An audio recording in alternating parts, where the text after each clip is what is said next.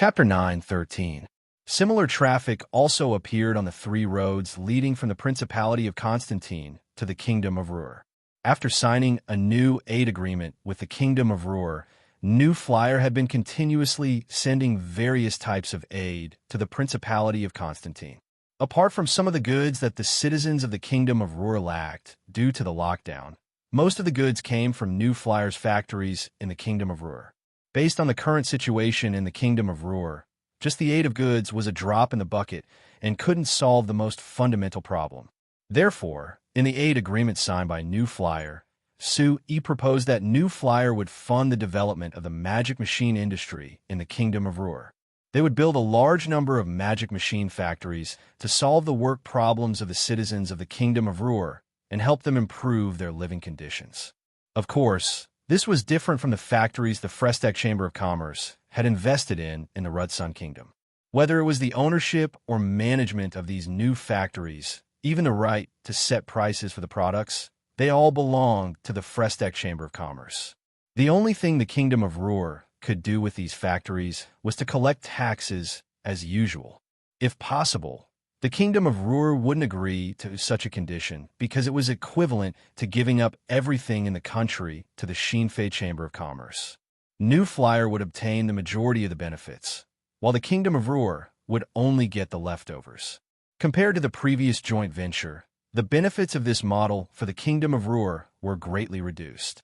However, because the Kanla Empire's lockdown on the Kingdom of Ruhr was almost omnidirectional, the only one that could not be taken into consideration was New Flyer. The only one that dared to provide aid to the Kingdom of Ruhr at the risk of angering the Kanla Empire was the Kingdom of Ruhr.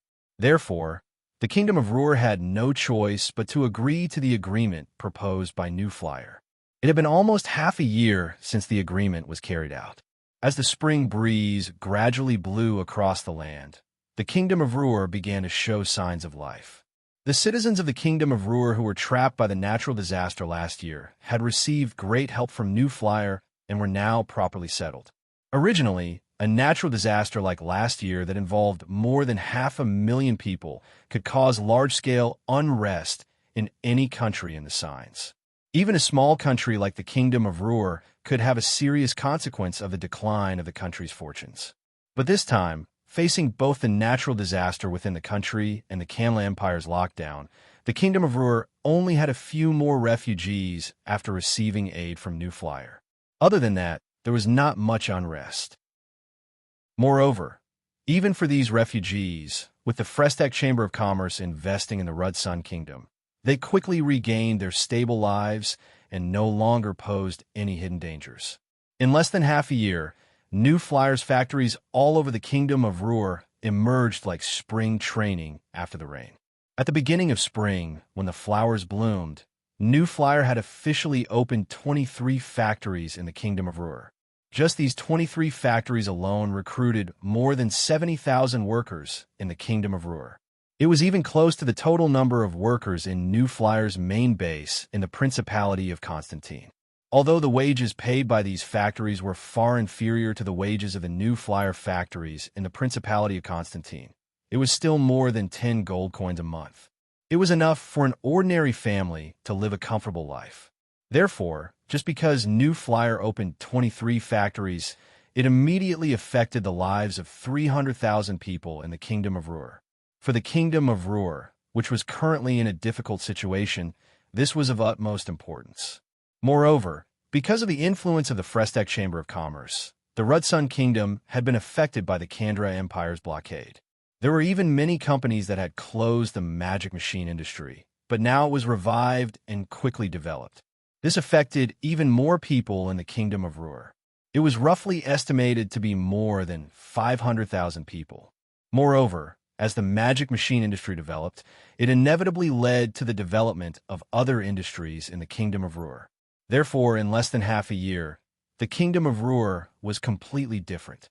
Everywhere was filled with vitality, and it was no longer as gloomy as before. This change was too obvious. Everyone in the Kingdom of Ruhr could clearly feel this change. Of course, the ordinary Kingdom of Ruhr's citizens were grateful to New Flyer. They felt that New Flyer had saved them. However, the upper echelons of the Kingdom of Ruhr, including the most honorable King Tarek, had a much more complicated impression of New Flyer. From the perspective of the citizens of the Kingdom of Ruhr, King Tarek was naturally very grateful to New Flyer. This was because if New Flyer did not help, the Kingdom of Ruhr would have fallen into chaos due to internal instability. When that happened, it would not be strange for anything to happen. In fact, it would not be strange for the Kingdom of Ruhr to cease to exist. However, from the perspective of a king, and from the perspective of the entire Kingdom of Ruhr, King Tarek was more worried and wary of New Flyer. In the end, New Flyer was a merchant company that did not belong to the Kingdom of Ruhr. It was not under King Tarek's control and influence. Now, that New Flyer's influence on the Kingdom of Ruhr was so deep, it was definitely not a good thing for the Kingdom of Ruhr. Moreover, in the agreement between New Flyer and the Kingdom of Ruhr, it clearly stated the various mineral resources in the Kingdom of Ruhr. With New Flyer's financial strength and powerful influence on the Kingdom of Ruhr, it would not be strange if New Flyer dug up all the mineral resources in the Kingdom of Ruhr. If it was said that the previous King Tarek and all the other kings on the continent didn't care about mineral resources, with the appearance of the Frestech Chamber of Commerce and the magic machines becoming more and more important, at least King Tarek was very clear on the importance of mineral resources. New Flyer had been purchasing mineral resources for the past few years. Their goal and intentions were abnormally obvious. However, there was nothing King Tarek could do. Although the Kingdom of Ruhr had successfully repelled the Kamla Empire's 2 invasions, it was impossible for them to face the Kamla Empire head-on. After all, the difference in strength between the two countries was too great. Now that the Kamla Empire had tightly sealed off the Kingdom of Ruhr, the Kingdom of Ruhr had no way of breaking through this blockade. New Flyer was the Kingdom of Ruhr's only hope. Therefore, no matter what conditions he put forward, the Kingdom of Ruhr could only agree. Every time King Tarek thought about this matter, he would feel truly fortunate. New Flyer didn't seem to be interested in anything other than mineral resources. Otherwise, if they took this chance to put forward even more excessive conditions to the Kingdom of Ruhr, the Kingdom of Ruhr could only agree and the threat to the Kingdom of Ruhr would become even greater.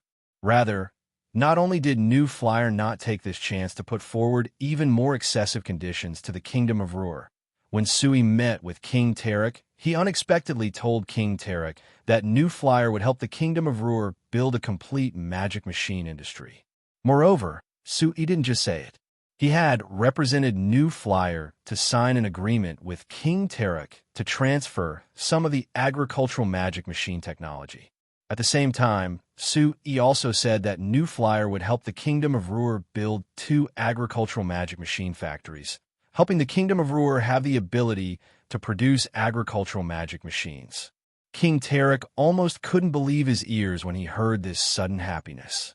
Just why was this? What did New Flyer want to do? Just what did Sui want from the Kingdom of Ruhr? King Tarek had countless questions in his mind, but this didn't affect him from signing this technology transfer agreement with New Flyer on behalf of the Kingdom of Ruhr. After all, there was no problem with this agreement. There were only benefits to the Kingdom of Ruhr. After the agreement was signed, New Flyer's powerful actions were immediately displayed.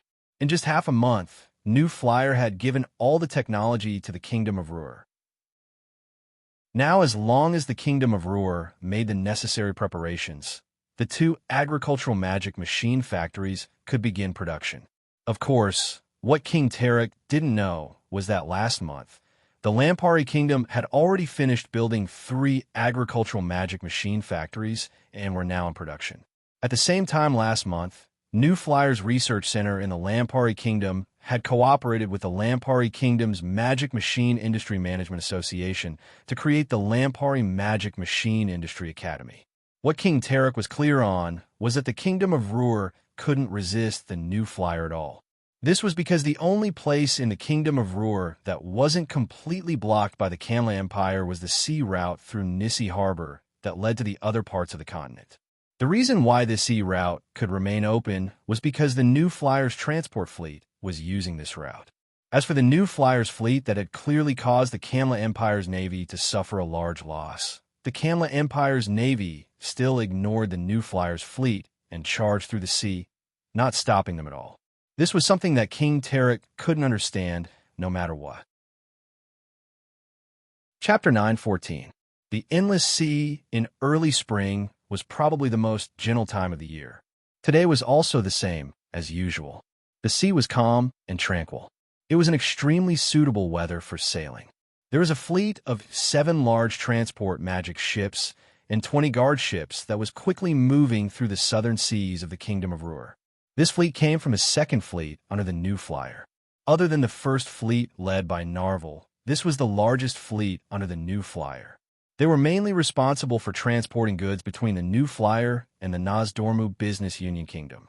When the second fleet set out this time, they had sent all 7 large transport magic ships at once.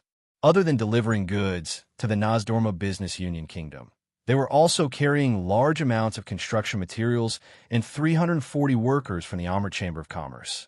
New Flyer had signed a new cooperation agreement with the Nozdormu Business Union Kingdom at the end of last year. The New Flyer would invest in building a magic machine production base in the Nozdormu Business Union Kingdom. The main use of this magic machine production base was to produce various agricultural magic machines and construction magic machines. They would also help the Nozdormu Business Union Kingdom and the 3 surrounding countries with their farmland transformation projects, as well as reconstructing the irrigation works related to the farmland. This time, they were transporting 340 workers from the Amsterdam Chamber of Commerce. Other than building the magic machine production base, they were also tasked with paving the roads in the Nozdormu Business Union Kingdom. The Nozdormu Business Union Kingdom had already completed the paving of 2 roads in the kingdom. After they personally experienced the convenience brought by the roads, their desire for roads became even more intense. Thus, this time, they formulated a plan to pave a total of 9 roads with a total mileage of more than 1,800 kilometers in one go. For a small country that was only twice the size of the Principality of Constantine, if they could finish paving these 9 roads, although it couldn't compare to the roads in the Principality of Constantine and the Lampari Kingdom, it would be enough to connect every city and city. It would definitely greatly increase the traffic situation of the Nozdormu Business Union Kingdom. Due to the complicated terrain of the Nozdormu Business Union Kingdom and the swamps, the planning of the 9 roads alone took more than a year. As a result, the construction of the 9 roads was delayed until now. Moreover, these 9 roads with a total mileage of more than 1,800 kilometers were estimated to cost about 2 million to 2,500,000 gold coins if they were located in the Lampari Kingdom or the Kingdom of Ruhr. However, in the Nozdormu Business Union Kingdom, the estimated total investment given by the Amsterdam Chamber of Commerce was as high as 4 million gold coins. However, even with such a huge estimated investment, the Nozdormu Business Union Kingdom still agreed without hesitation. They didn't even bargain with the Amsterdam Chamber of Commerce. This made Su sigh that the Nozdormu Business Union Kingdom really was a country of 13 companies. While being rich, he also deeply felt the determination and boldness of the Nozdormu Business Union Kingdom. When he went to the Nozdormu Business Union Kingdom to talk to Chairman Gaza, Chairman Gaza had bluntly said that the goal of the Nozdormu Business Union Kingdom was to unite the small countries in the southeast corner of the continent. They would gather these weak countries together and form a power that could compete with the Kanla Empire. This ambition wasn't small at all. Of course, Su was happy to see this happen. After all, the bigger the ambition, the bigger the demand, so it would be easier for the New Flyer to sell to them. The goods that the New Flyer's second fleet had on the large transport magic ships was one of the necessary items to satisfy the ambitions of the Nozdormu Business Union Kingdom. But before completing this task, the second fleet had another important task to complete. When a giant island appeared in the sea in front of them, all the ships of the second fleet changed directions and headed towards this island. Other than the fact that it was a bit bigger, it wasn't that different from the islands that could be seen all over the endless seas. But when they came closer, they found that there was a harbor with 3 piers to the north of the island. There were also a row of square brick houses on the shore of the island, which clearly meant that there were already people living on them. When they came closer, They could see that whether it was the harbor or the houses on the island, there were flags with the same design hanging on them. If it was someone from the countries in the southwest corner of the signs, they would be able to recognize it with a single glance. The design on these flags clearly represented the New Flyer. That's right, this island was one of the 16 islands that the New Flyer had developed on the southern seas. Now that there was a small base for the New Flyer on this island, it was completely under the control of the New Flyer. But in this harbor that should only be used by the New Flyer's ships, there were currently 10 large wooden warships with the Kanla Empire's flag. On the sea outside the harbor, there were also over 50 Kanla Empire's warships. If he didn't prepare himself and saw this, the New Flyer's 2nd Fleet's commander Tom Markin would have immediately thought that the Kanla Empire's navy was attacking this island that belonged to the New Flyer. But now that he saw it, Tom Markin was just like normal. He gave his subordinates the order to stop and didn't give them any other orders. After around 20 minutes, the 2nd Fleet arrived at the edge of the island. Other than a single large transport magic ship that stopped at an empty dock, the other ships all stayed on the sea. They stopped beside the Kanla Empire's warships, being less than 100 meters away from each other. Tom Markin was the first to come down from the large transport magic ship. He saw several middle-aged men wearing the uniform of the Kanla Empire's navy. "General Osborne, it really is troublesome for you to come all the way here." Tom Markin immediately revealed a smile and came forward. The middle-aged man wearing the uniform of the Kanla Empire's navy was the Kanla Empire's 2nd Fleet's Vice Commander Lino Osborne. Seeing Tom Markin quickly come over, he reached out his hand to shake his. "Manager Markin, where's the ship?" Markin was a bit surprised. He never thought that this General Osborne wouldn't waste any words and would directly go to the main topic. But after looking at the military uniform on his body, Markin felt relieved. This was probably the straightforward style that a soldier should have. Moreover, the deal between the New Flyer and the Kanla Empire had already been settled, so all the negotiations had come to an end. There was no need for both sides to talk. Thinking of this, Markin turned with a smile to point at the ships parked on the sea behind him. "They're parked there. General Osborne, have your people check them. If there's no problem, you can confirm the goods and then send people to take over." "All right." General Osborne waved his hand at the people beside him. "Go." The 2 Kanla Empire Navy officers beside him went to the dock and boarded a Kanla Empire's warship. The warship started and headed towards the guard ships of the New Flyer's 2nd Fleet. Seeing that the ships of both sides had begun to make contact, Markin withdrew his gaze from the sea and made an inviting gesture to General Osborne. "General Osborne, it should take some time for them to check. Why don't we sit down and have a chat? It just so happens that the chairman asked me to bring you a few words." "Chairman Sue?" Osborne narrowed his eyes slightly, thought for a moment, then nodded and sat down with Markin in a small room by the dock. "Tell me, what message did Chairman Sue ask you to bring?" As soon as he sat down, Osborne asked immediately. Although the time he had contact with Osborne was short, Markin had already grasped his temper. After hearing the question, he didn't hesitate and replied directly. "The chairman asked me to tell you that he agrees in principle with your proposal to cooperate in the development of the southern waters of the Kanla Empire. But because your attitude towards our Chamber of Commerce is ambiguous at present, any cooperation can't be deepened. The chairman hopes that you can show your sincerity to change this situation." "Their attitude towards your Chamber of Commerce." Osborne frowned slightly, and after a moment, he suddenly let out a wry smile. He knew very well that in the sentence Sue asked Markin to pass on, the your side didn't refer to their Kanla Empire Navy, but the entire Kanla Empire. As Sue said, the Kanla Empire's attitude towards New Flyer was indeed somewhat ambiguous. On the one hand, because New Flyer blatantly supported the Kingdom of Ruhr and even openly attacked the Kanla Empire Navy in the Endless Sea, causing the Kanla Empire Navy to suffer huge losses. Many people in the Kanla Empire naturally defined New Flyer as an enemy force. With the Kanla Empire's consistent attitude, of course, they should be ruthless towards their enemies and completely eradicate them. What's more, New Flyer was just a small chamber of commerce. Most of the people who supported this view were military personnel and some of the empire's great nobles, because they felt that the dignity of the Kamla Empire couldn't be offended. On the other hand, there were many people in the Kamla Empire who felt that New Flyer was now showing a lot of valuable and amazing things. If used well, the Kamla Empire could even become more powerful with New Flyer. So these people thought that it was best to put down their previous enmity and cooperate closely with New Flyer to strengthen the entire Kamla Empire. Those who supported this view mainly came from the Empire's Ministry of Finance and some local forces, because they had already obtained obvious benefits through their cooperation with New Flyer. However, there were some traitors in both forces. For example, among the people who opposed New Flyer, there was the Empire's Navy who hated New Flyer the most, but they supported cooperating with New Flyer.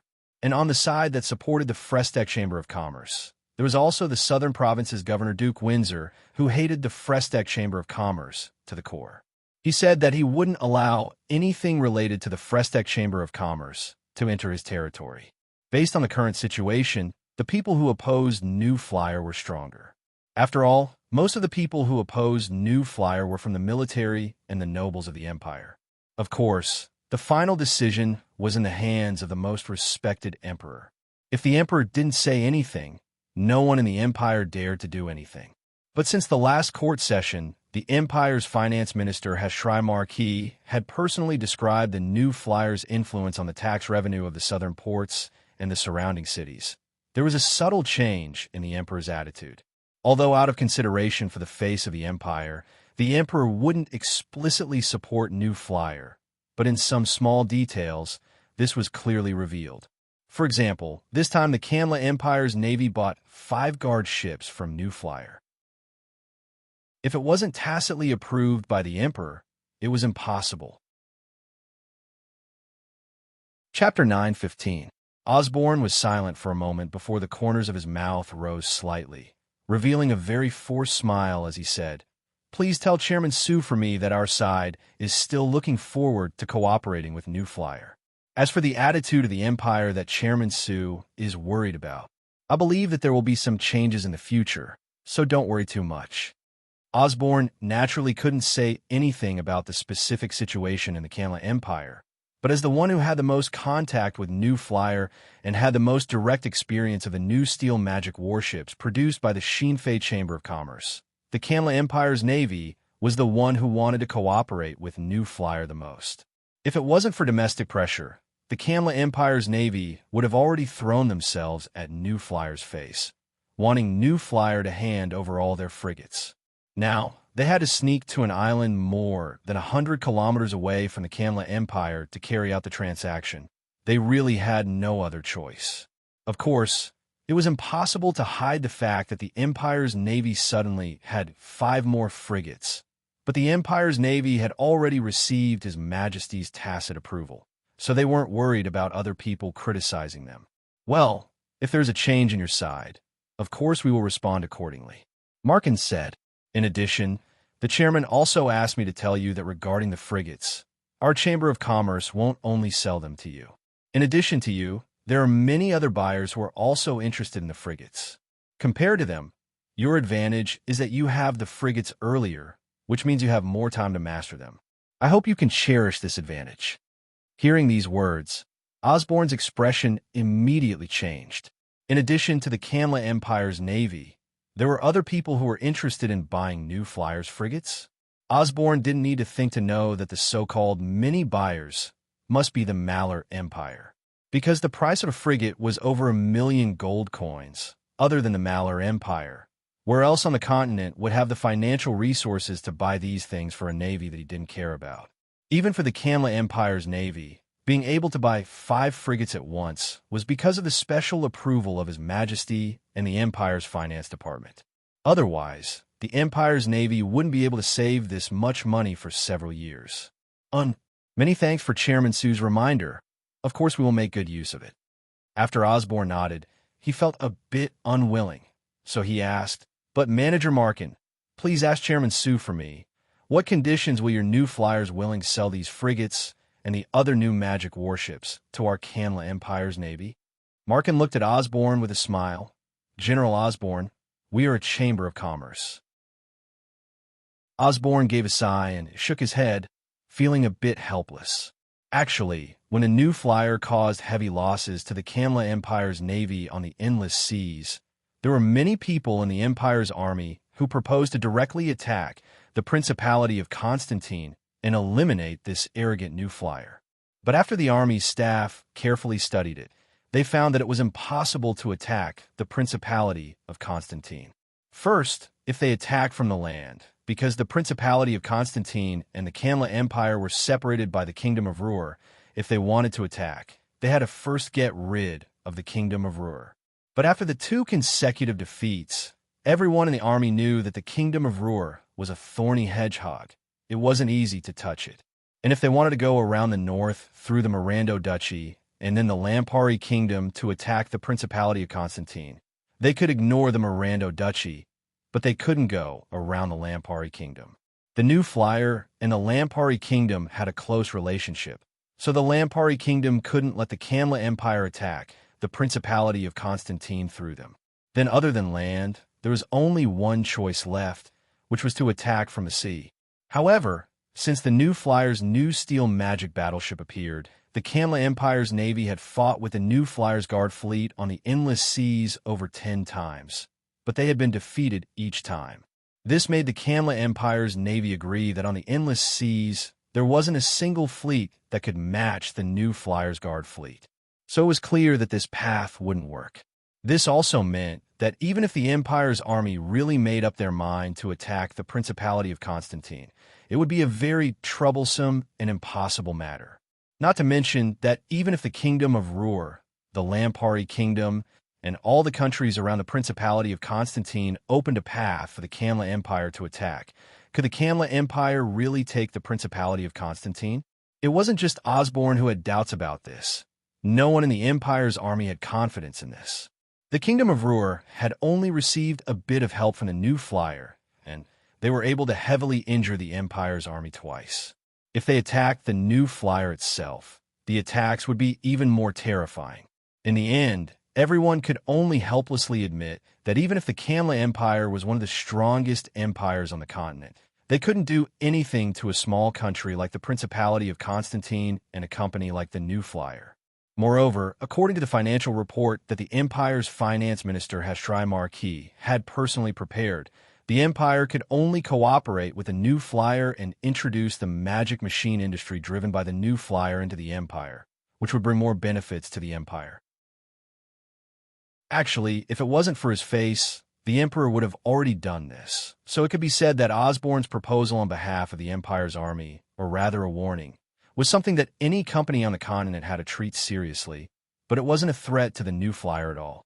Thinking of this, Osborne felt incomparably depressed. Looking at Markin's smiling face, he became even more irritated. After being silent for a bit, he stood up and decided to end this meaningless conversation. "Manager Markin, let's go take a look at the 5 ships you sent." Markin saw the expression on Osborne's face and revealed a faint smile before standing up. All right. When the two returned to the wharf, the large transport magic ship had already finished unloading its cargo. Looking at the neatly stacked variety of living materials on the docks, as well as some ferocious-looking military magic machines, Osborne narrowed his eyes and asked Markin, "Manager Markin, doesn't your Chamber of Commerce find it difficult to maintain supplies on so many islands at the same time?" Markin gave a shrug.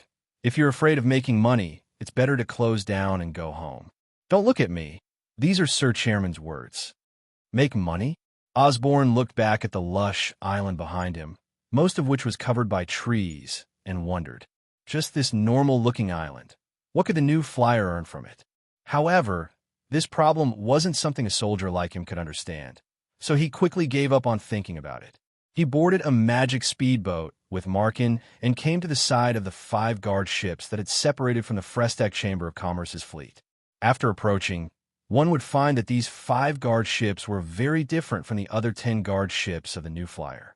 The other 10 guard ships of the New Flyer all looked brand new. One could tell that they had just entered service not long ago. As for the 5 guard ships that had been delivered to the Kamla Empire, they were covered in wounds. There were many burn marks on the outside, so they were a bit burnt black. Even the railings of two of the guard ships were a bit crooked, like they had been hit by something. Osborne looked up and asked Markin with a bit of worry, "They look very miserable. There wouldn't really be a problem, right?" Markin said with a laugh, "Of course not. Relax. This is a special treatment that was done when they left the factory. It's guaranteed that outsiders will think that they've just been through a big battle, but everything inside will be brand new, so there definitely won't be any problems." "That's good." The reason why these 5 guard ships were specially treated was, of course, because of the pressure of public opinion from the Kanla Empire. In order to prevent the side that was against cooperating with the new flyer from using righteousness to criticize them, the Kanla Empire Navy and the new flyer decided to put on a play after discussing it. The content of this play was that the new flyer's guard fleet and the Kanla Empire's navy met again at sea, and then a big battle broke out, which eventually ended with the Kanla Empire's navy's great victory. In the battle, the Kanla Empire's navy captured the 5 guard ships of the new flyer's trophies, which are the 5 ships in front of them. Osborne and Markin climbed onto one of the guard ships together through the cable.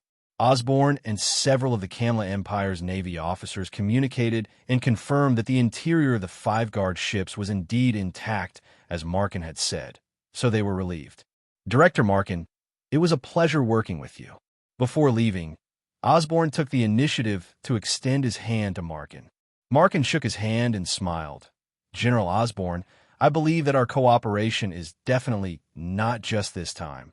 There will be many opportunities for pleasant cooperation in the future." "I hope so." Osborne responded with a blank expression. After the inspection, the Kanla Empire's navy did not continue to stay and immediately set off for their return journey. Early the next morning after they left, Markin also led the new flyer's 2nd fleet away from the island and once again embarked on a long journey to the Nozdormu Business Union Kingdom. On the surface, the transaction between the two sides on this island on the endless sea was like a wave in the endless sea. After rolling for a while, it was silent. Chapter 9:16. Compared to the secretive cooperation between the Kanla Empire's navy and the new flyer, which could even be considered sneaky, the other empire of signs was much more open. The new flyer's first fleet's exploration of the northern seas ended when they arrived at Statham Harbor. This meant that there was finally a sea route between the Principality of Constantine and the Malar Empire. After entering spring, the ice in the northern seas gradually melted.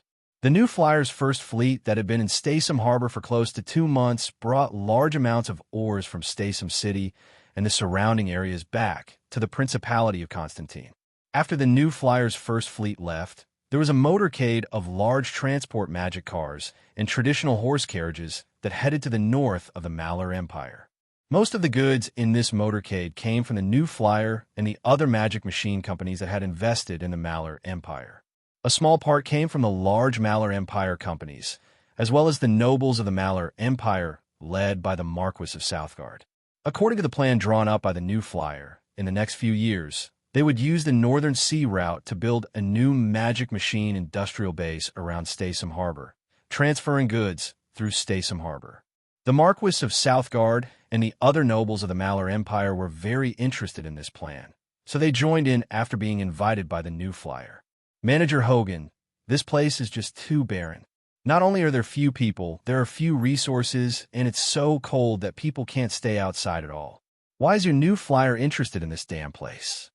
Hogan turned to look at Viscount Seymour Makuros, who was wrapped in a fur coat and only half of his face could be seen. He thought to himself that the chairman's evaluation of this fellow was not wrong at all. This fellow was simply a good-for-nothing.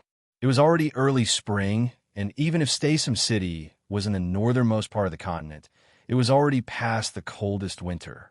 There was even a bit of warmth coming from the sun above, but this fellow was still afraid of the cold like this. He really was useless. Looking at Baron Franklin Southgate, standing straight beside him, he was only wearing a thin coat with a thin sweater underneath. He didn't show any fear in the cold wind. Rather, he had an excited and expectant look on his face. The smile on his face was as bright as the sun shining down from above. The Marquis of Southgard and Duke Macaros were good friends, So why was there such a clear difference between their descendants? This really made people wonder if there was a problem with the education of Duke Macaro's family. Lord Viscount, this place just looks barren, but according to the Dwarven investigation team our company sent out, just in the area under Statham City's jurisdiction, there are 2 large iron mines with excellent mineral deposits. There is also a good copper mine and non-ferrous metal mine. Adding in the 2 magic crystal mines under our eyes, the mineral resources here aren't barren at all. Seymour raised his foot to tap the ground that had softened a bit because of the spring breeze, as he revealed a look of disbelief. In this broken place, there are actually rich mineral resources under it. Why can't I see it? Hogan rolled his eyes at Seymour in his heart. He thought that for a playboy noble like you, how could you compare to a professional dwarf master in mineral exploration? Of course, he still had a smile on the surface. When the professional mining magic machines arrive in a few days, you'll be able to personally see them open the mine. Seymour gave a large yawn into the sky before waving his hand. I'm not interested in seeing you mine. Tell me, when will Statham City's running water be ready? Franklin and I might have to stay in this damn place for 2 years. If we don't even have running water, we'll go crazy. Franklin on the side looked away from the sea and the harbor before saying with a faint smile, Seymour, before the new flyer appeared, we never had running water, but we still came here. Che, before is before. I could only hide in the villa on the mountain when it was hot in the summer, but now that I have the magic air conditioner, I can stay wherever I want. I'm not even afraid of winter. After saying this, Seymour paused before turning to ask Hogan. That's right. Hogan, let's not talk about those professional mining magic machines. Can you give me a few magic air conditioners first? Otherwise, the weather will become hot in a few months, and I can't take it without a magic air conditioner. This is a small problem. The Lord Viscount doesn't need to worry. Hogan said with a smile. Actually, solving this problem is a bit related to the question you just asked me. Our new flyer is already prepared. Oh, it wasn't just Seymour. Even Franklin looked over with an interested look. How is it related? You just said that not only is this place barren, because of the cold in the winter, people can't take it? Hogan asked with a smile. That's right, what about it? Could it be that your company has a way to solve this problem? Of course, Hogg replied confidently. Hogan said with a confident voice, Sir Chairman has already considered that this place is too cold and winter will affect the progress of the factory. So we have already planned this ahead of time. When our company is building the magic machine industrial base here, we will use the geothermal energy here and our company's newly developed magic machine heating system to provide the entire magic machine industrial base with winter heating. It will ensure that the people living and working in the magic machine industrial base won't be affected by the cold and can focus on their work. Seymour and Franklin looked at each other in blank dismay. Magic machine heating system? What is that? This. It's very troublesome to explain it in detail, the two of you. Then I'll explain it briefly. Seymour waved his hand impatiently. To put it simply, the principle of this thing is the same as the magic air conditioner. It uses magic to generate heat and then uses machinery to transfer the heat to where it needs to be, changing the temperature. Look, the magic air conditioner is this direct. All right, I got it. There's no need to say anything else. Ricardo waved his hand to cut off Hogan's explanation. After giving another yawn, he turned to Franklin and said, I woke up too early today, so I'm very sleepy. Franklin, watch over this place for now. I'll come back after sleeping for a bit. Franklin nodded with a faint smile. All right, you can go. Seeing Seymour get into his beloved flame red magic sedan and drive off, Hogan couldn't help knitting his brows. Seymour and Franklin were here because they were the representatives of the Marquis of Southgard and Duke Macaros. If they were willing to cooperate with the powerful influence the Southgate family and the Macaros family had in the Malar Empire, many things would become much easier. But now that Seymour was lazy and didn't want to care about anything, it really gave Hogan a headache. Manager Hogan, Seymour has hated trouble since he was young, so you don't need to care about him. If you need our help with anything, you can come find me. Franklin suddenly said. Hogan turned to look at Franklin and smiled from the bottom of his heart. It was a good thing that other than Seymour, there was also Franklin. Compared to Seymour, Franklin was also a noble. Whether it was knowledge, demeanor, or responsibility, he was countless times better than Seymour. When the Frestac Chamber of Commerce established the Magic Machine Industry Base on Marquis Southgate's territory, it was said that Franklin had represented Marquis Southgate in contacting the Frestac Chamber of Commerce and the other companies. He had helped with this matter and had received the praise of everyone. It's said that because of his excellence, the Southgate family had already selected him as the successor to the family head. Now that the Marquis of Southgard had sent him here, it could be seen how important this Magic Machine industrial base was to them. Of course, the Marquis of Southgard had invested 1,400,000 gold coins in this base, so it was normal to place some importance on it. All right, Lord Baron.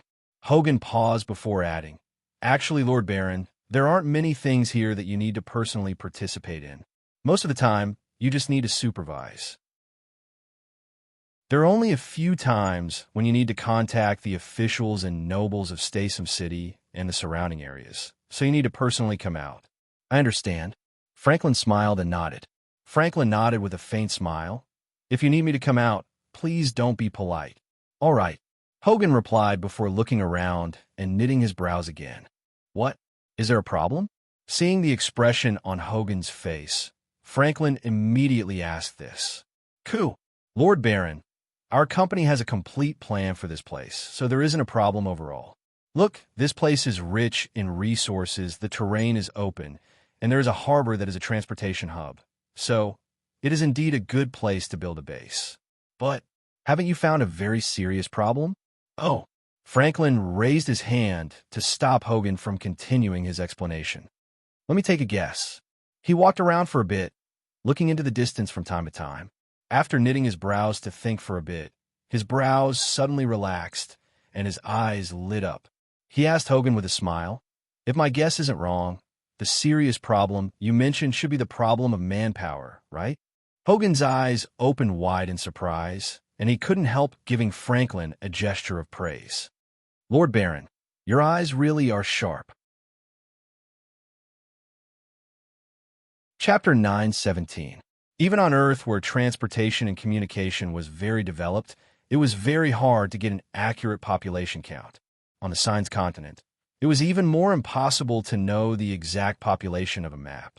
But even if one didn't need an accurate count, just by looking at it, one could see that there were very few people in Statham City and the surrounding area. Looking around, other than the outline of Statham City that could be seen in the distance, there were only 2 small villages that weren't far from Statham City. According to the data provided by Statham City's City Lord Count Hughes, there were around 50,000 citizens of the Malar Empire under Statham City, which was even worse than Banta City in the beginning. But Statham City was already the largest city on the northern coast of the Malar Empire, so it had the most people. Even Statham City only had 50,000 people, so there were even fewer people in other places.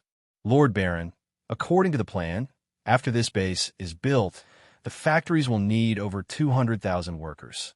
But Statham City only has 50,000 people, and there are many old and weak people who can't work, so it can't meet the demand at all.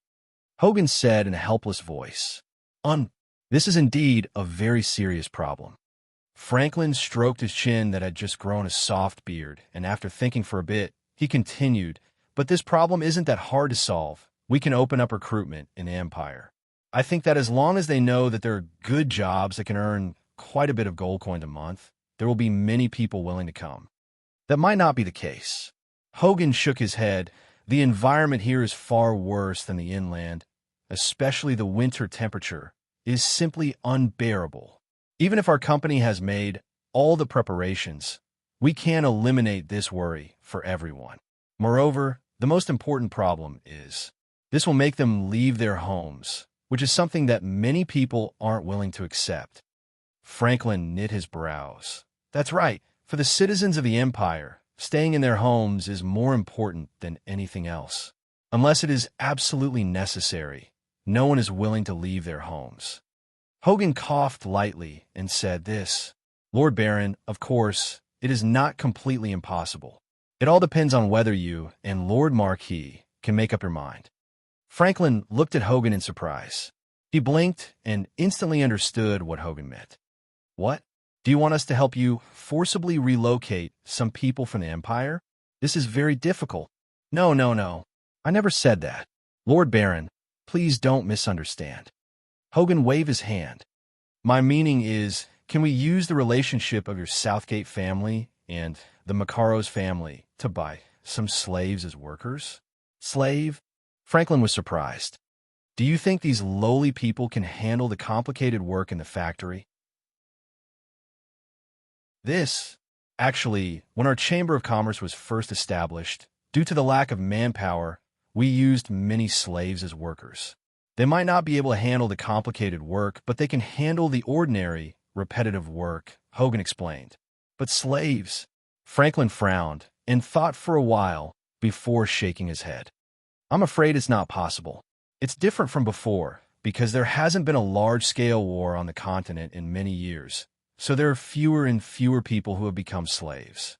Even our family only has around 1,000 slaves. If we want to satisfy your demand of 200,000 people, I'm afraid it won't be enough even if we add in the slaves of the nobles related to our family. Is that so? This was a problem that Hogan never expected. He thought that as one of the two empires of the continent, the Malar Empire had a long history and didn't abolish slavery like the Principality of Constantine, so they would have a very large number of slaves. But he never thought that there would be so few slaves in the Malar Empire, it would be hard to even gather 200,000. Hogan couldn't help knitting his brows. It wasn't hard to build a base, but the most important problem was to have the various factories in the magic machine industrial base start working. If they wanted to start working, the most important thing was manpower. If they didn't have enough manpower, there was no need to mention anything. Don't tell me I still have to invest more? Hogan sighed in his heart. When they first decided on the plan for the magic machine industrial base, New Flyer, of course, considered the bad environment here, so they had the idea of buying slaves to act as workers. But now Franklin said that there weren't many slaves in the Malar Empire. Moreover, the nobles wouldn't casually transfer their slaves, so it would be even more difficult to gather them. If this plan didn't work, then there was only one way left, which was to increase the investment here and raise the wages of the workers to attract more people to work here. However, the environment here was too harsh.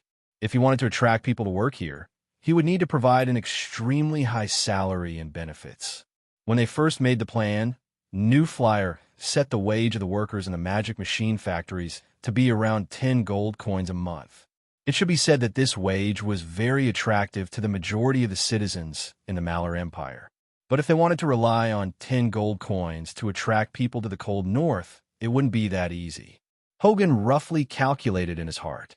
He was afraid that the wage would have to be raised to 15 gold coins at the very least, and the estimated number of workers in the base was around 200,000. If one worker was paid 5 gold coins a month, then 200,000 workers would have to pay 1 million gold coins a month. This would greatly increase the investment in the magic machine industrial base. It wasn't a result that New Flyer or anyone else who invested in the base wanted to see. That's right. Franklin suddenly clapped his hands. Manager Hogan, actually, slaves can't appear out of thin air, but we can make them ourselves. Hogan looked at him in puzzlement. Make them ourselves? How? You see, most of the slaves actually came through war. Because there haven't been any major wars in the past few hundred years, there are fewer and fewer slaves. Wait, Hogan couldn't help but raise his hand to interrupt him. Sir Baron, do you want us to take the initiative to start a war? You're joking, right? Franklin laughed and shook his head. Starting a war is too exaggerated, but capturing some people as slaves isn't a big problem. I still don't understand what you mean. Hogan frowned. Do you want us to take the initiative to attack other countries and capture people as slaves? No. If we take the initiative to attack other countries, then we're really starting a war. Although our Malar Empire isn't afraid of any country on the continent, if we attack other countries without permission, I'm afraid that even the Honorable Emperor won't be able to protect us. Then you mean we can't attack other human countries, but that doesn't mean we can't attack other races. Franklin revealed a meaningful smile filled with temptation. Huh, other races? Hogan was stunned for a moment. That's right. Actually, because the environment in the north of the empire is bad, very few people are willing to live here for a long time. So there are very few people. But for those alien races who can't survive in our territory, this is a good place to live. As far as I know, there are no less than 3 Beastman tribes near Stratholme City, and there are at least 4,000 Beastmen in total. Beastmen? Hogan was stunned. There are Beastmen here too? When he said this, he couldn't help but laugh. This was simply nonsense. The race with the most people on the signs was without a doubt the humans. The second largest race after the humans was the Beastmen. Different from the scattered dwarves, the rarely seen elves, and the almost legendary halflings, the Beastmen were the most common race on the signs. Even in many countries, the Beastmen's power was still large. Although they couldn't suppress the human countries, they had no problem occupying their own territory. This was because most of the territories they occupied were barren lands that humans didn't really care about. In addition, the Beastmen still maintained a decent military force.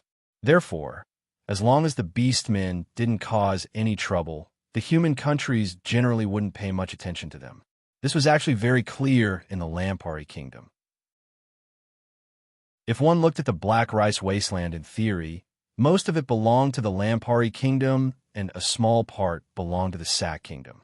But there were large amounts of Beastmen occupying the Black Rice Wasteland, so the Lampari Kingdom and the Sac Kingdom didn't care about them at all, allowing the Beastmen to live there. Of course, because of the appearance of the new flyer, most of the Beastmen tribes on the Black Rice Wasteland began cooperating with the new flyer and other human companies, integrating into the human society. It made Hogan ignore the problems that existed on the continent. The Malar Empire was one of the 2 empires on the signs, so it wasn't strange for there to be Beastmen in their country. Of course there are, and there are a lot of them. Franklin nodded honestly to express his affirmation. Franklin honestly nodded.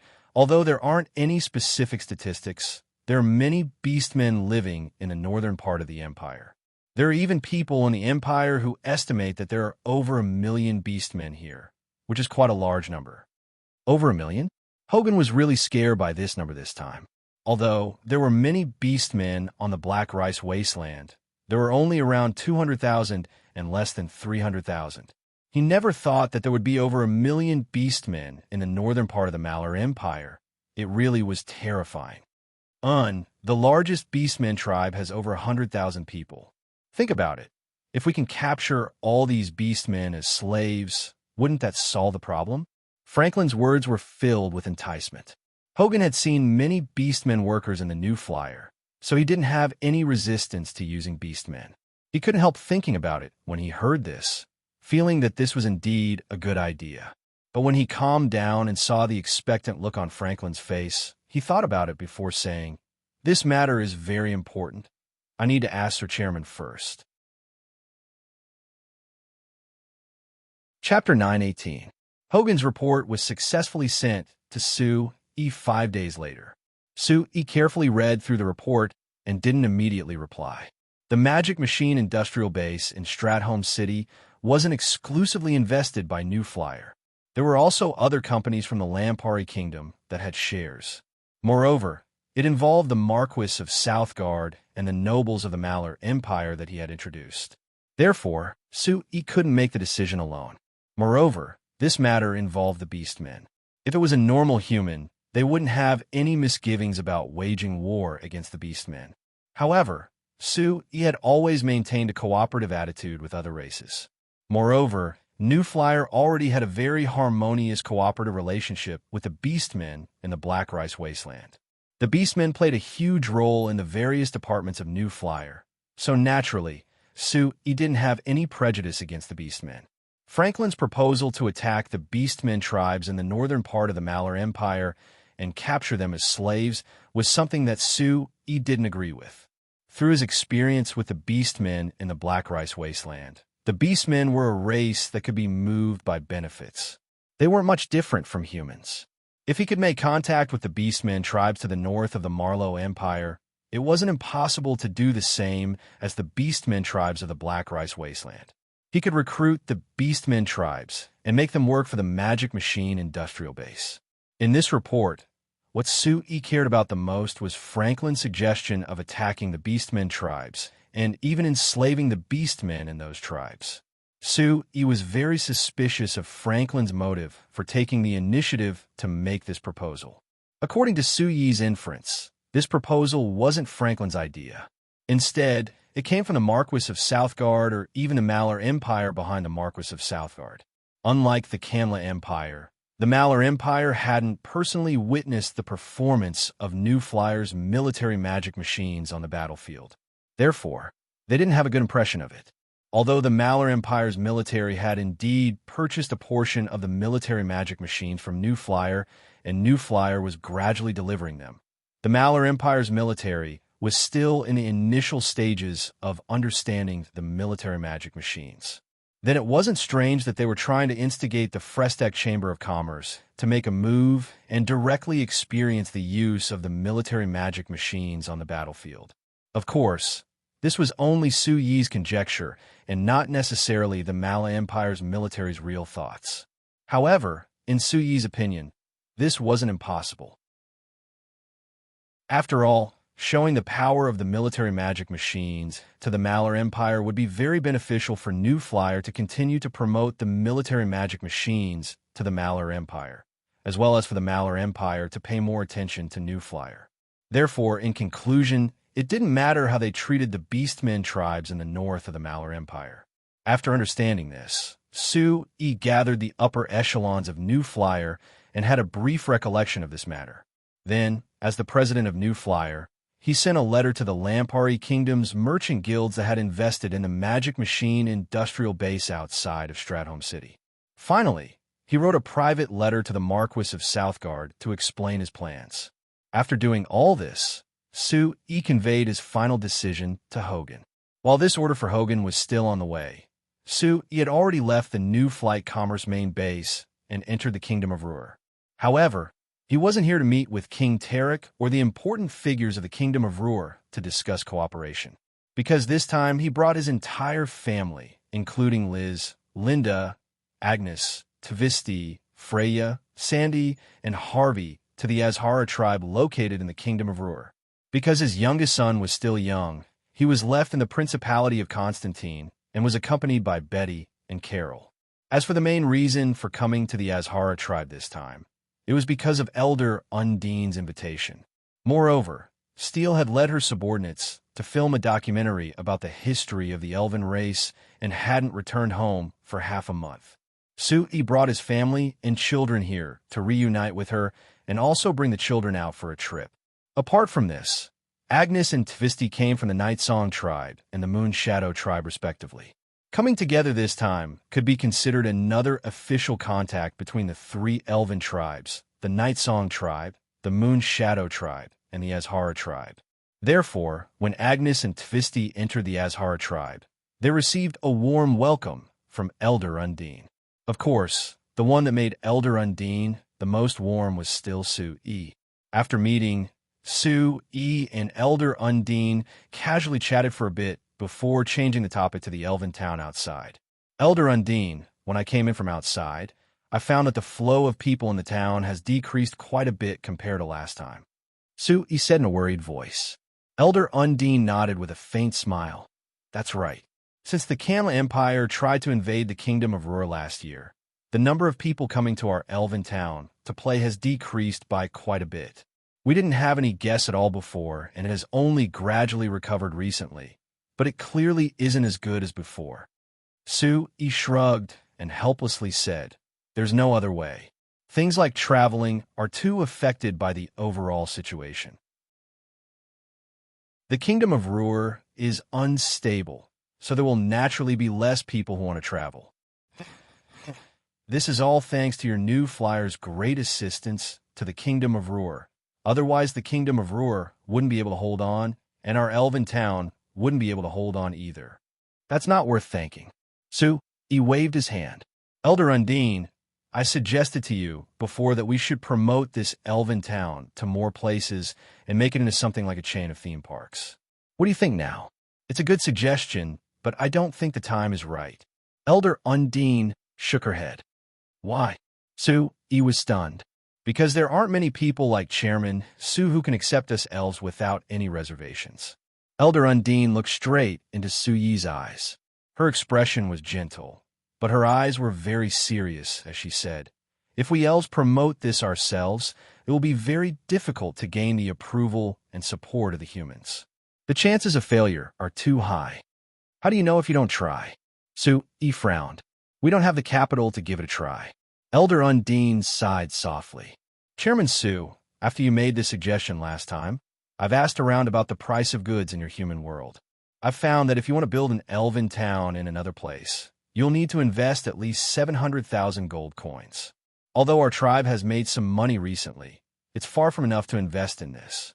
Money is not a problem. Sue, he shook his head. As long as you are willing, you can ask New Flyer for financing or direct loans at any time. I promise to help you to the best of my ability. No. Elder Undine shook her head softly. We elves don't like to owe people things, especially humans. Sue, he helplessly rolled his eyes. Elder Undine, I thought that you were a very open-minded elven elder. So why do you still have such rotten ideas? You have to know that the Night Song tribe and the Moon Shadow tribe have asked our New Flyer for a lot of help in the beginning. Elder Alicia and Elder Lysania didn't oppose this at all. So that's why they sent Agnes and Tvisty to your side, right? Elder Undine revealed a faint smile. Don't argue. If it wasn't like this, do you think our elves would easily accept marrying humans? Sue, he could only be speechless at this.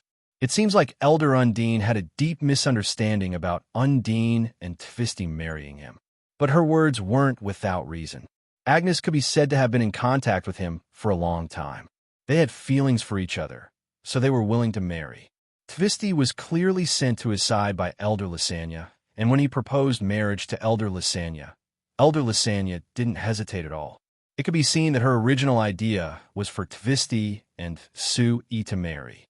Other than the problem of funds, the most important problem is your New Flyer. Elder Undine then said, Oh, is there a problem with our company? Sue, he asked in a curious voice. It's not that there is a problem with your company's ability, but rather, your company isn't strong enough right now. Elder Undine explained. Chairman Sue, you could be considered one of the few humans that I can trust, so I can cooperate with your New Flyer to create the elven theme park chain you mentioned. But the places where your Frestec Chamber of Commerce has influence right now are only the nearby 2 or 3 countries. And in the other countries, your influence is far from enough. So you don't think it's safe to open this theme park in other places? Sue E then asked. Yes, you humans are very fickle. If you open a theme park in another country, you could encounter a crisis at any time. Elder Undine's words left Sue E speechless. Indeed, humans were a race that could easily change their minds. It was like this on Earth, and it was also like this on Signs. Sue E had suffered a lot because of this, so of course he couldn't refute Elder Undine's point of view. Seeing Sue E remain silent, Elder Undine revealed a strange smile. She reached in her chest and took out a document for Sue E. Chairman Sue, this is a proposal I made to invest in an elven town in the Principality of Constantine. Can you take a look and see if there are any problems? This is the first time I've made a proposal based on a human model, so I hope you can help me take a look. Sue E looked at Elder Undine in shock. Weren't you just worried about encountering a crisis in other countries? The Principality of Constantine is completely under the control of your New Flyer, so I'm not too worried about this problem. Elder Undine smiled. But you just said that you don't have money. I can't accept borrowing money from humans for now, but I can accept exchanging what we already have for funds. Sue E blinked. Elder Undine, want to sell me something? Yes. Our tribe has some very special things, and we also know some secrets that you humans don't know. I think Chairman Sue will be very interested. Chapter 919. The hazy moonlight passed through the layers of leaves outside the window and entered the treehouse, sprinkling a few spots of light on the bed that weren't dazzling. Sui was holding an irregular hexagonal crystal in his hand. He looked at it under the moonlight with a look of doubt. "Hey, Sui, what is this thing?" Steele on the side asked in a curious voice. Elder Undine said that this is a very special magic crystal. The magic power contained within it far surpasses that of ordinary magic crystals. I tested it in my hand and found that this magic crystal indeed has a lot of magic. It's even more exaggerated than the high-density magic crystals our company produces. Sui replied. Steele reached out a finger to touch the magic crystal and sent out a trace of magic to investigate it. She found that the magic inside the magic crystal was very rich. It was completely different from normal magic crystals. "This thing is very strange, but shouldn't be worth 30,000 gold coins, right?" Steele still had a look of confusion.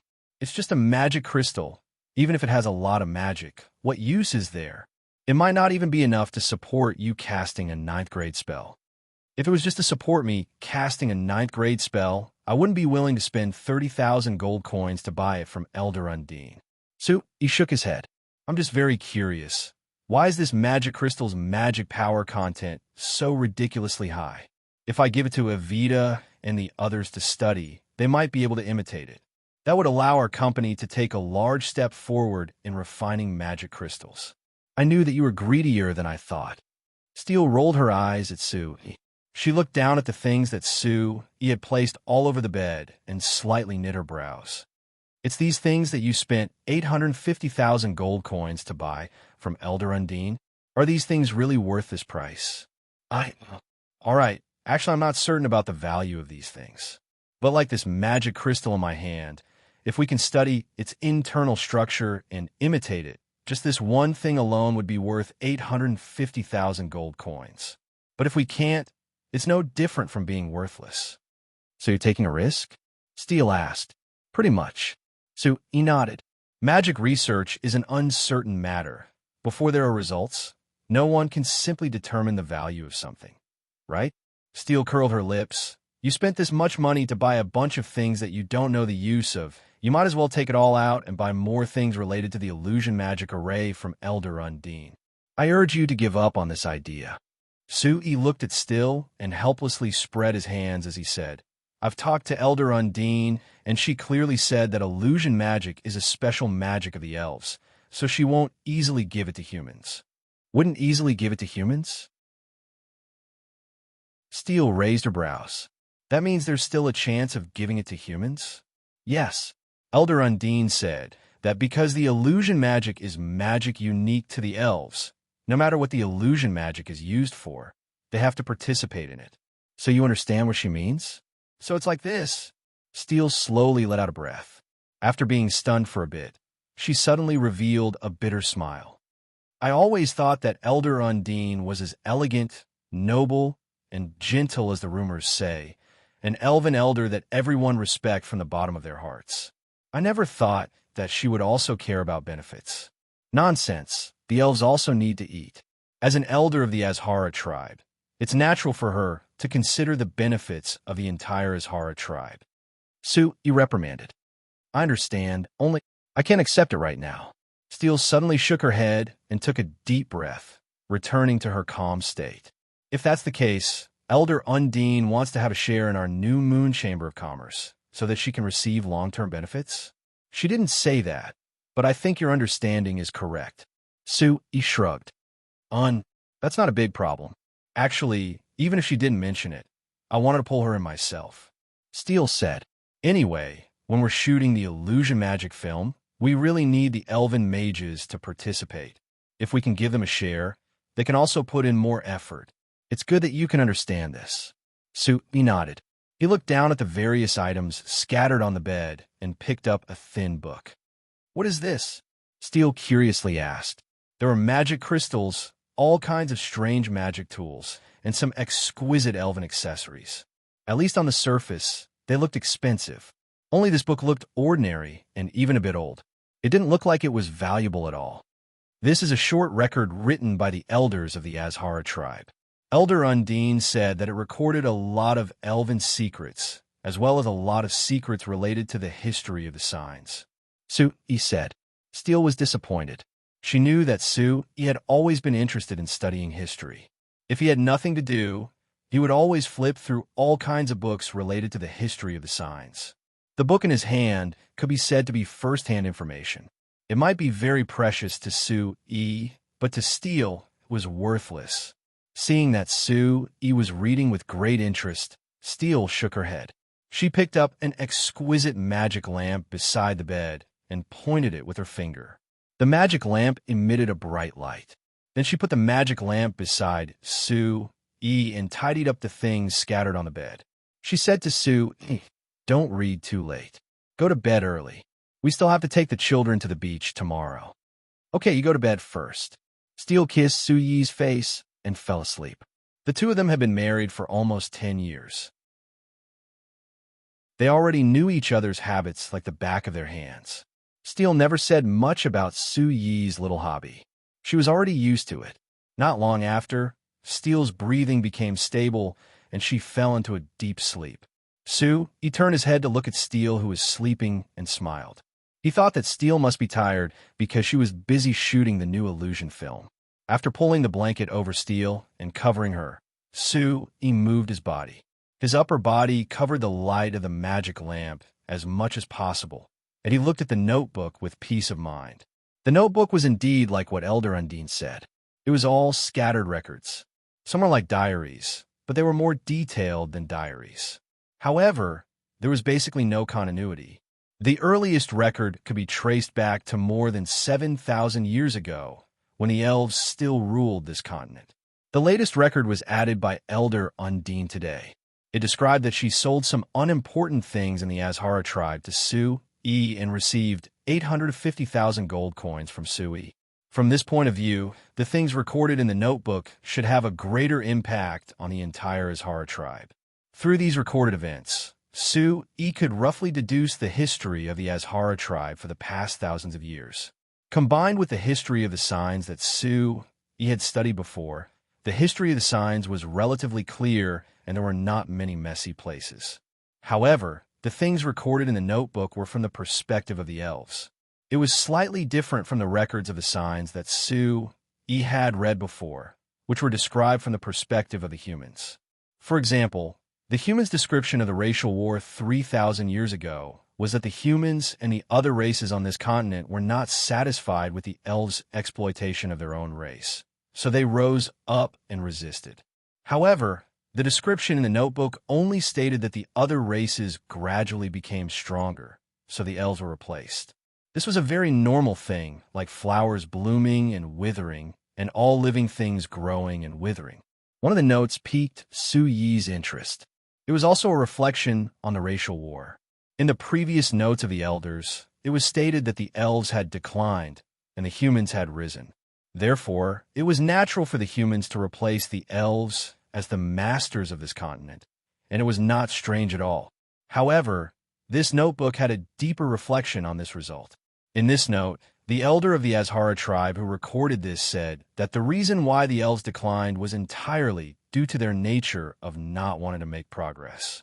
The innate talent of the elves determined that the elves would be stronger than most of the other races on this continent after they were born. Therefore, the elves could naturally rule this continent for thousands of years.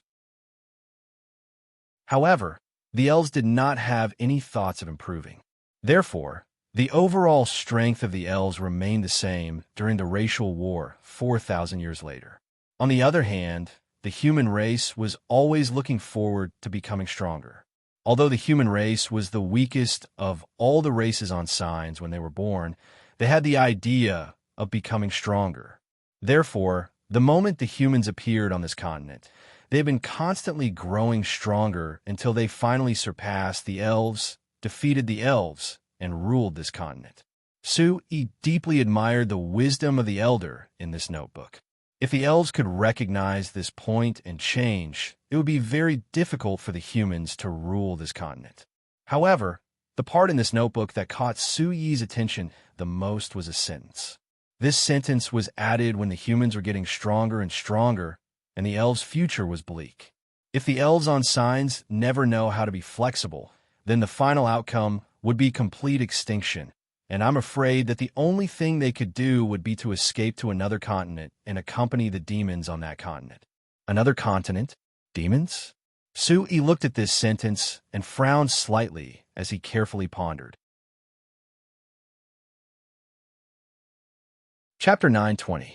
3 days later, Elder Undine led a group of elven magicians from the Azhara tribe, following Sui and Steele's group back to the Principality of Constantine.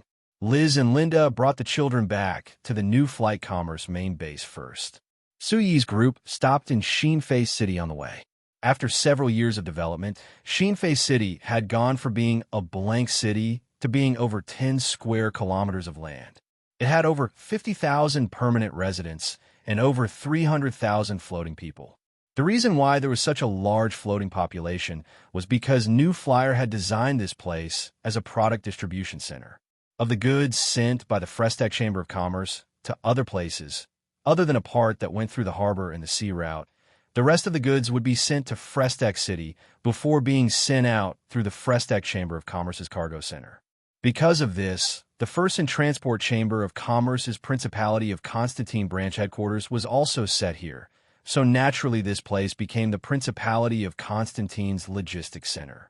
Other than New Flyer, the other companies in the Principality of Constantine would also send their goods here for further distribution. Because of this advantage, there were many companies in the Principality of Constantine that set up factories near Shenfei City. So after several years, the Frestech City was surrounded by all kinds of factories. At the same time, the Frestech Chamber of Commerce had a rich variety of products in the city, so naturally it attracted even more people. With this virtuous cycle, Shenfei City became more and more prosperous. Now it could definitely be considered the most prosperous city in the Principality of Constantine. There was no comparison. Even in the southwest countries of the Signs, Shenfei City could still be considered one of the most prosperous cities, not losing to the capitals of those countries. This time, Elder Undine had brought the elven magicians of her tribe here because of the prosperity of Shenfei City. She was planning on opening a small elven town in Shenfei City. The Principality of Constantine was completely controlled by the New Flyer, and Shenfei City was a city that belonged to the New Flyer. The Azhara tribe chose to open here naturally because of Elder Undine's considerations. Other than that, this place was very close to the New Flyer, so it was much easier to obtain support from the New Flyer. As for bringing the elven magicians of the Azhara tribe, it wasn't for this matter, but rather to cooperate with the New Moon Chamber of Commerce's plan here. After obtaining the magic illusion projection technology from a New Flyer, the New Moon Chamber of Commerce, with the cooperation of the Azhara tribe, had developed this technology in many ways. It was no longer limited to just shooting illusions. This time, Steele planned to use Shenfei City as a pilot project to open a New Moon Entertainment City. The main purpose would be to broadcast illusions while supporting the filming, production, and renting of illusions. At the same time, it would satisfy the needs of all kinds of companies to advertise illusions. In addition, as the Magic Research Institute of New Flying Chamber of Commerce's research on illusions matured, the Magic Resonance Technology Research Group under Akali combined the Magic Communication Network technology with this technology, making it possible to project illusions from long distances. This was almost equivalent to the television signal transmission on Earth. It could be said to be an epic-making invention.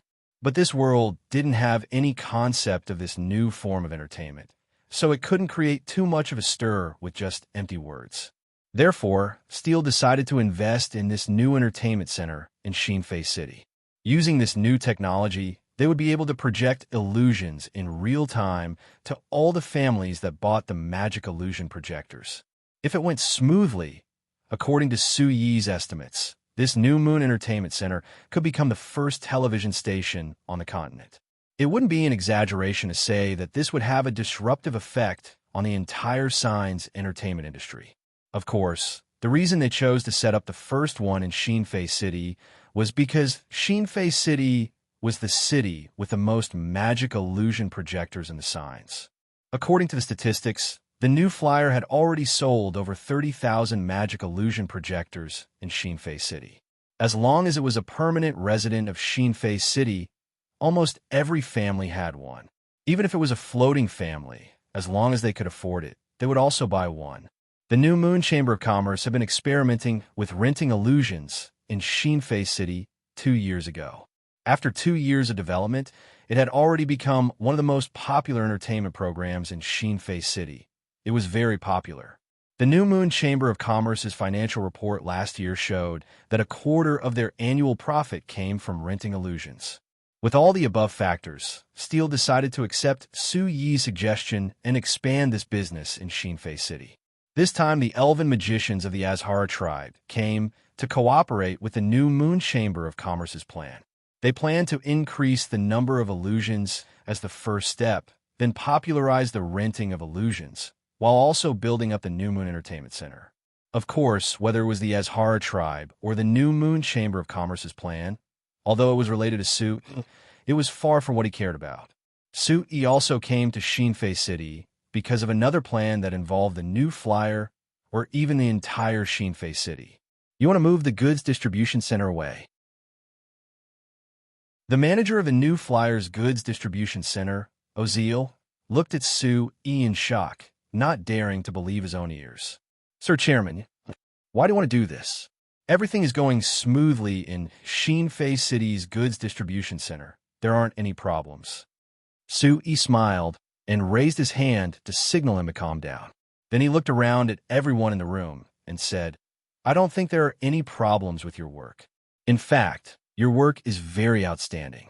The company's output each year is this large, but you've been able to maintain it for so many years without any major problems. This isn't easy. Then, Sir Chairman, why do you want to do this?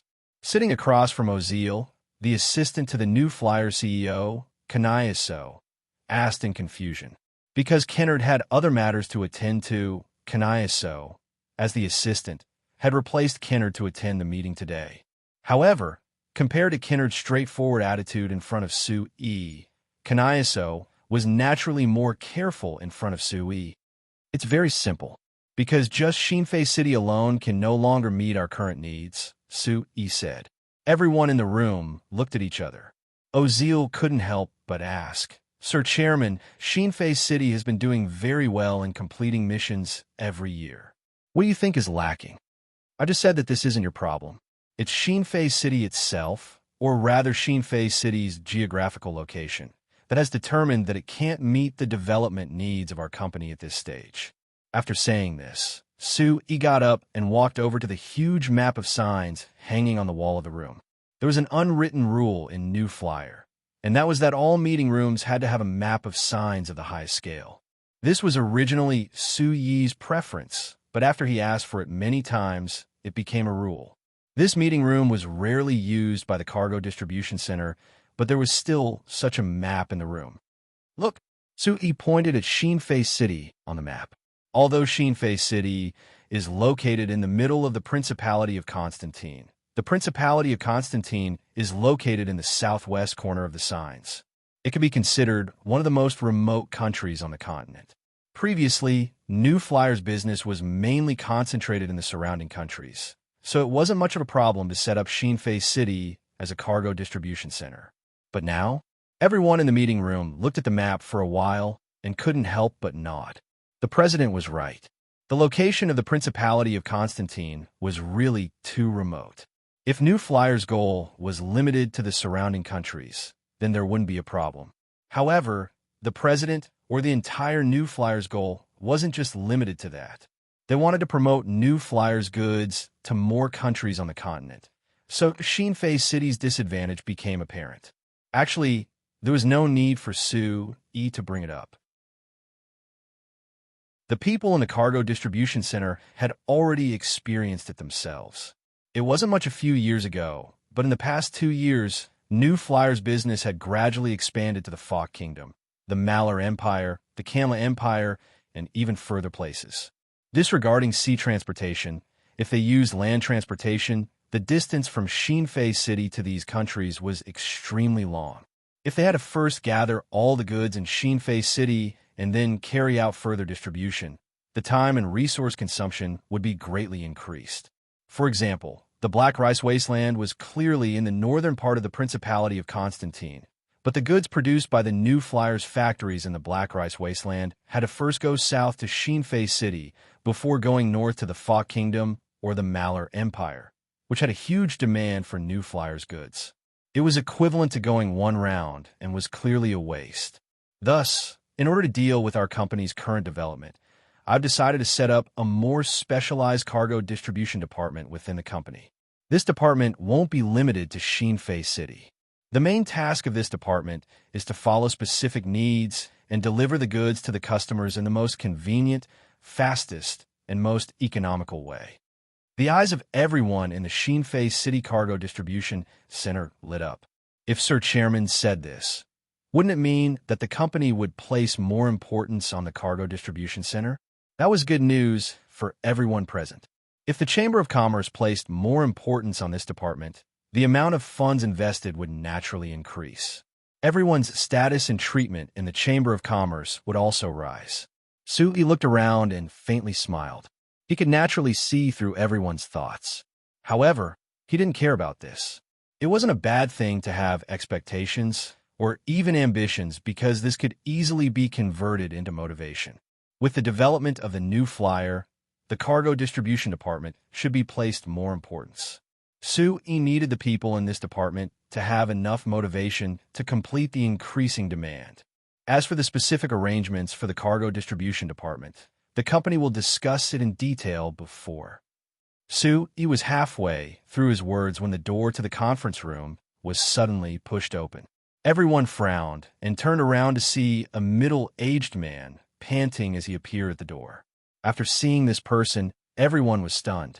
The person who suddenly opened the door was the chairman of the Shinfei City Management Association, Sandiko. His main job was to manage the large and small affairs in Shinfei City. He was usually a steady person, but no one present had ever seen him in such a state of panic. Sui couldn't help but frown. Sandiko, what happened? Sandiko took a deep breath and quickly walked to Sui's side. He took out a crumpled piece of paper and handed it to Sui. Sir Chairman, bad. A big problem.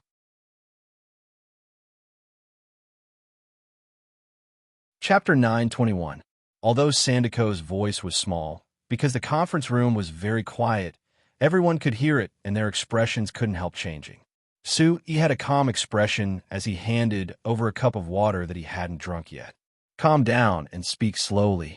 Sandiko took the cup of water and drank it all. He gave 2 coughs before taking a breath and handing the paper in his hand to Sui. Sir Chairman, it's news from the Sack Kingdom. Sack Kingdom? Sui looked at Sandiko with a bit of surprise. After thinking for a bit, he nodded and opened the paper in his hand. There were only 2 lines of words on the paper, and it looked very simple. But after Sui looked it over, he couldn't help revealing a look of surprise. The Sack Kingdom's Academy of Magic has announced that they have succeeded in developing the magic cannon. They will begin mass-producing magic cannons in the near future. It was just a short sentence, but the meaning behind it was very rich. First, the Sack Kingdom's Academy of Magic had succeeded in developing the magic cannon. This was a piece of shocking news that would definitely cause a stir. The military magic machines had always been controlled by New Flyer.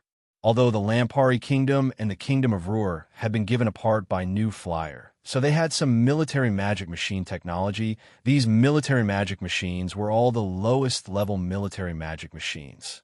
It wasn't a problem for them to increase the strength of the armies of the 2 kingdoms, but they were far from being able to compare to the military magic machines produced by the Shinfei Chamber of Commerce. Among the higher-level military magic machines that New Flyer had, the magic cannon was a very important one. Moreover, in Sui's plan for developing the military magic machine system, the magic cannon was one of the most important parts. Now that the Sack Kingdom had succeeded, it meant that there were other forces that had broken the monopoly of New Flyer in the military magic machine industry. This was without a doubt a large blow to New Flyer, but it was very exciting news for the other countries and forces. Because if the Sack Kingdom could develop the magic cannon, it meant that the other countries and powers could also develop it, so they wouldn't be restricted by the New Flyer. Moreover, based on this information, Since the magic cannon could be developed by the Frestech Chamber of Commerce, wouldn't the other military magic machines be developed by themselves? Come to think of it, New Flyer's military magic machines didn't just fall from the sky. They were all developed by themselves. Since New Flyer had developed it on its own, why couldn't other people and companies do the same? This was a great boost to the confidence of the people and forces who wanted to get involved in the military magic machine industry. It also had the same effect on people and forces trying to develop magic machines for civilian use. It could be imagined that after the Sack Kingdom announced this news to the outside world, it would definitely have a strong influence. The Frestech Chamber of Commerce was without a doubt the one that was affected the most. He was surprised. After thinking for a bit, he revealed a relaxed smile and gave the note to Oziel beside him, having him pass it to everyone in the conference room after he finished reading it. After reading the note, everyone in the conference room fell into silence, and everyone had serious looks on their faces. As middle-level managers of New Flyer, they were very clear on how serious the impact of this matter on the Shinfei Chamber of Commerce was. The reason why the Frestech Chamber of Commerce could develop this quickly and have such a special status was because of the Frestech Chamber of Commerce's monopoly on magic machines, especially the military magic machines. It forced many people and forces to cooperate with the Frestech Chamber of Commerce. But now that New Flyer's monopoly had been seriously impacted and they might no longer have that terrifying monopoly, many people and forces' attitudes towards New Flyer would change because of this. The impact of this was not something that could be explained in a few words. "Mr. President," Oziel shouted. After opening his mouth, he found that he didn't know what to say for a moment. Everyone in the conference room looked at Sue-Yi with a solemn expression, but no one could react in such a short time. They could only stare at Sue-Yi's face and wait for him to speak. Sue-Yi glanced at everyone's faces and smiled gently. "What's wrong? Why are you all looking at me? Is there something on my face?" Everyone looked at each other. Sandiko didn't know whether to laugh or cry. "Mr. President, this is not the time. You're still in the mood to joke."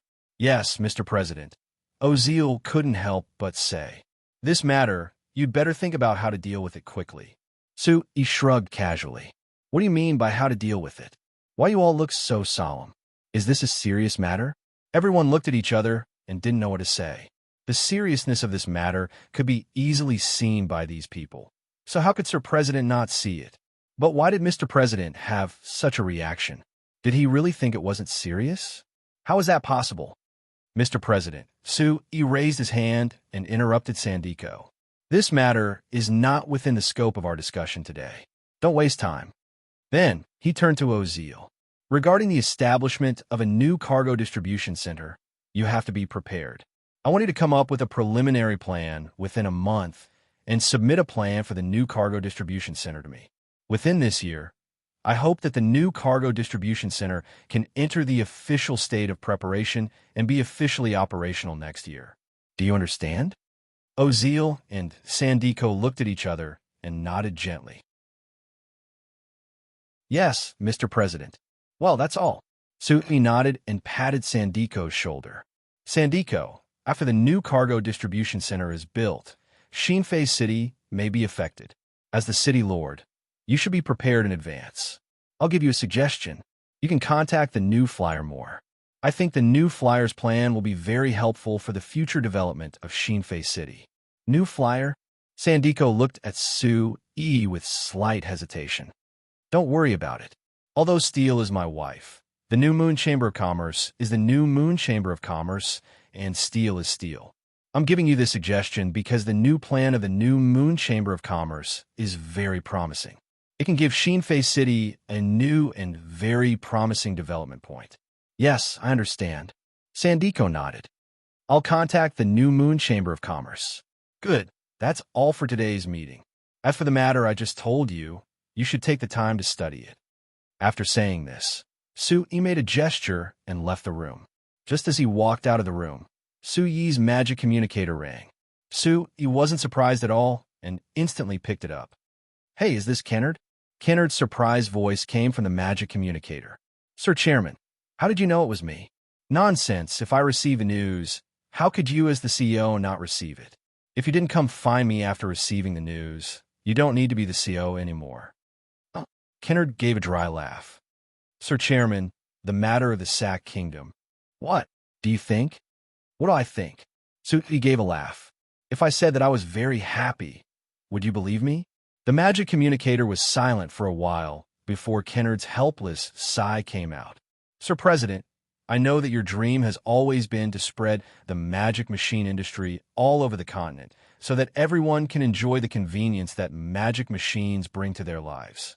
But this doesn't include the military magic machines. Moreover, you should be very clear on the importance of this aspect to our company. If we lose our advantage in the military magic machines, our entire company will be severely affected. I'm afraid that even the civilian magic machines that you value the most will suffer a heavy blow. It's not as serious as you think. Actually, the Sack Kingdom has helped us a lot because this matter has stimulated more people to invest in the magic machine industry. So I'm really happy. Sui said. But Sir Chairman, Kennard, even if it's just from the perspective of our company, I don't think that this is a bad thing. Sui patiently explained to Kennard. For many people, they can only know the difference between good and bad through comparison. For example, in terms of civilian magic machines, before the other companies appeared, although our company's civilian magic machines were very popular, people didn't know how good our new Flyer civilian magic machines were. When the other magic machine companies appeared, there were more and more brands of civilian magic machines. After people compared them, they found that our Shinfei brand of civilian magic machines were much better than the other brands, which increased the sales of our company. That's right, but the civilian magic machines are different from the military magic machines. Kennard's voice was still a bit anxious. Sui revealed a smile. Kennard, I know your worries, but relax. It isn't that different. Sir Chairman, it's fine as long as you believe me. Give me 2 days to take care of it. Then I'll give you an explanation. Sir Chairman, I'm not asking you to give an explanation. Only, I'm just a bit worried. Since you're prepared, then I'm assured. All right. After hanging up the call with Kennard, Sui thought for a bit before opening the magic communicator again and pressing a few buttons. Hey, is this Sir Chairman? After a while, Evita's voice came from the magic communicator. It's me, Evita. I'll be back in the main base in a bit. Bring Teresa to your office. I want to see her. The magic communicator was silent for a bit before Evita took a deep breath. Sir Chairman, could it be? Yes, the time has come. All right. Chapter 922. 3 days later, the Sack Kingdom officially announced that the Sack Kingdom's magic machine research facility had solved all the technical problems of the magic cannon and had successfully developed the magic cannon. This news spread to several surrounding countries at an unimaginable speed, and then to several countries even further away on the continent at the same speed. When this news came out, the entire continent fell into an uproar. Since the results of the 2 battles between the Kingdom of Ruhr and the Kamla Empire came out, almost all the countries on the continent recognized the power and importance of the military magic machines. The 2 empires didn't hesitate to join the ranks of those seeking military magic machines. However, the military magic machines were only controlled by New Flyer. No one else could make them. So even the Kamla Empire and the Malar Empire had to lower their noble heads and take the initiative to cooperate with New Flyer. As for the other small countries, they were like ducks to flock to the military magic machines. But they had to look at New Flyer's face before they could obtain the military magic machines. At this time, there was another country that announced that they could also make military magic machines and that it was the high-end magic cannon. This was no different from a stimulant to all the countries and powers on the continent that wanted to obtain the military magic machines. Even if the Sack Kingdom had only released this news and said that they had successfully developed the magic cannon, for most of the countries and powers, they cared more about the meaning behind this news. Because this meant that the military magic machines would no longer be exclusive to New Flyer. The Sack Kingdom also released news that they would be holding a military magic machine exhibition on a certain date. Other than showing off the newly developed military cannon, They would also be showing off the other low-end military magic machines that they had developed. Because of this exhibition, the Sac Kingdom instantly became the center of attention of the continent. The newspapers of the various countries in the southwest corner of the continent all reported on this matter. Even when people were talking in private, they were all focused on this topic. Under the influence of this atmosphere, the new flyer that everyone paid attention to was suddenly thrown to the back of their minds, as if they had been forgotten by everyone. Of course, there were some people who couldn't forget the new flyer no matter what. Sir Alex Ferguson was one of them. This was Sir Alex Ferguson's third visit to the New Flight Commerce main base in the Principality of Constantine. Compared to the last 2 times he came here, the Frestec Chamber of Commerce's main base had clearly changed greatly. There were countless new tall buildings that had appeared on the barren land last time, and there were countless people moving back and forth between these tall buildings, looking very busy. The New Flight Commerce main base was still as busy and prosperous as before, like it wasn't affected by the Sac Kingdom's announcement at all. Everything continued in an orderly manner. After Sir Alex Ferguson jumped out of the horse carriage, he reached out to rub his aching waist. Then he looked at the magic sedan beside him, and a look of envy appeared in his eyes. It would be great if he could have a magic sedan.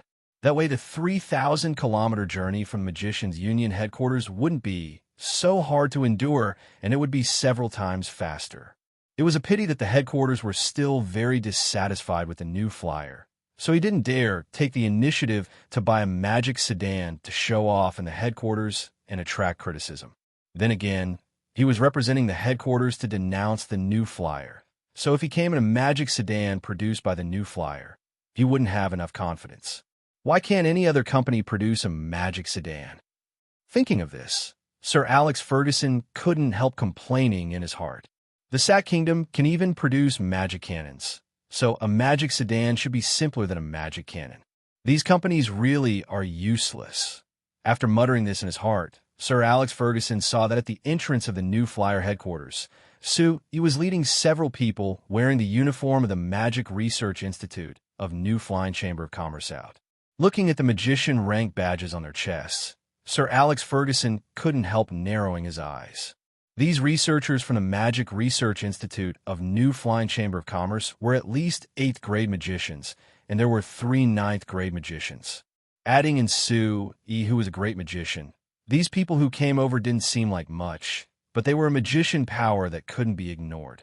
Then, thinking about the fact that the Magic Research Institute of New Flying Chamber of Commerce had over 700 magicians, with most of them being high-grade magicians, as well as the 3,000 low-grade magicians working in the new flyer factories, the magician power of the new Fey Chamber of Commerce was even more terrifying. Moreover, other than the chairman Sue E., who was a great magician, there was also a great magician from the Lampari Kingdom working for the new flyer. Adding in the rumors that there was an unknown great magician secretly working for the new flyer, it was equal to the new flyer having 3 great magicians. If one added in teacher Carmilla, who was the ultimate magician, the magician power that the new flyer had could be considered terrifying. Sir Alex Ferguson, welcome to the new flyer again. Just as he was thinking about this, he had already led his people to welcome Sir Alex Ferguson, smiling as he extended his hand. Hello, Chairman Sue. It's a pleasure to see you again. Sir Alex Ferguson hurriedly stopped thinking and extended his hand to shake Sue Yi's hand. Then, he looked at the magicians beside Sue Yi with a puzzled gaze. These are, they're researchers from the Academy of Magic of our Chamber of Commerce. They heard that Sir Alex Ferguson was representing the Magicians Union headquarters to discuss some issues regarding the rights of magicians. They were very interested, so they wanted to listen in. Sue Yi smiled as he explained. Listen in. Sir Alex Ferguson frowned. This time, he was representing the Union headquarters to discuss with Sue Yi. Sue Yi had been notified in advance, so there was no way he didn't know. This wasn't something that was suitable to be discussed in public. But now, Sue Yi was acting like this. What was the meaning of this? Sue Yi acted as if he didn't see the expression on Sir Alex Ferguson's face. He smiled as he extended his hand and made an inviting gesture. Sir Alex Ferguson could only compose himself and follow Sue E into the new Flyer headquarters building. Sue E had already prepared a conference room in the building and directly led Sir Alex Ferguson in. After the group of people took their seats, Sue E said a few words of welcome to Sir Alex Ferguson and went straight to the point. Sir Alex Ferguson, regarding the Union headquarters request for our Chamber of Commerce to stop forming the Magic Machine Patent Protection Union, our Chamber of Commerce has decided to reject this request after discussion. We hope that you can pass on our decision to the Union headquarters. Sir Alex Ferguson was a little dumbfounded. This time, he was indeed representing the Magicians' Union headquarters to formally warn New Flyer and ask them to stop forming the Magic Machine Patent Protection Union. Otherwise, New Flyer would be punished by the Sorcerer's Guild. But he never thought that before he could say anything, Sue E would actually reject it in advance. What gave him the guts to reject it? After the shock, a trace of anger welled up in Sir Alex Ferguson's chest. Chairman Sue, do you know the consequences of doing this? Sir Alex Ferguson asked with a sullen face. Sue E smiled slightly. I don't know. You. Sir Alex Ferguson was instantly enraged, but after seeing the smile on Sue Ye's face, he forced himself to calm down. Chairman Sue, I'm here this time to represent the Union headquarters to officially pass on the decision of the Union headquarters to New Flyer. You, New Flyer, must stop forming the Magic Machine Patent Protection Union, or you will be punished by the Union headquarters. This is the decision of the elders of the Union headquarters. Chairman Sue, your Chamber of Commerce must comply. Sue E smiled without saying a word. Not only did he not respond, but he leaned back against the chair and looked at Sir Alex Ferguson with a calm and unruffled expression. Sir Alex Ferguson, I have a question. A middle-aged researcher who looked to be about 40 years old beside Sue E suddenly spoke up. Sir Alex Ferguson frowned and looked at him, thinking that Sue E had indeed come prepared by bringing these people here. After glancing at the grade 9 mage badge on the middle-aged man's chest, Sir Alex Ferguson nodded. Speak. What's the question? The middle-aged man stood up and bowed to Sir Alex Ferguson to show his respect, then asked, Sir, I don't understand the decision of the Union headquarters. Why does the Union headquarters want our Chamber of Commerce to stop forming the Magic Machine Patent Protection Union? What's the reason? Reason? Sir Alex Ferguson glanced at Sue E, who still had a smile on his face, and snorted coldly, replying, the protection and use of magic-related patents is a power that only the Magicians' Union headquarters can exercise. Apart from the Union headquarters, no other person or organization has the right to exercise this power. Now that New Flyer wants to form the Magic Machine Patent Protection Union, it's tantamount to violating the authority of the Union headquarters. The Elders Union headquarters took into account that this is your first offense, and that what New Flyer is doing is beneficial to the development of the continent's mages, so they decided to give you a way out and not pursue this matter. But if you still insist on doing this, then don't blame the Union headquarters for being impolite. Sir, although what you said seems very reasonable, but a trace of mockery flashed across the middle-aged man's face. If I remember correctly, the words patent and magic patent were originally proposed by New Flyer to the Union headquarters, right?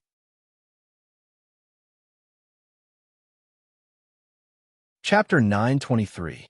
Sir Alex Ferguson was stunned for a moment, and his expression was a little awkward.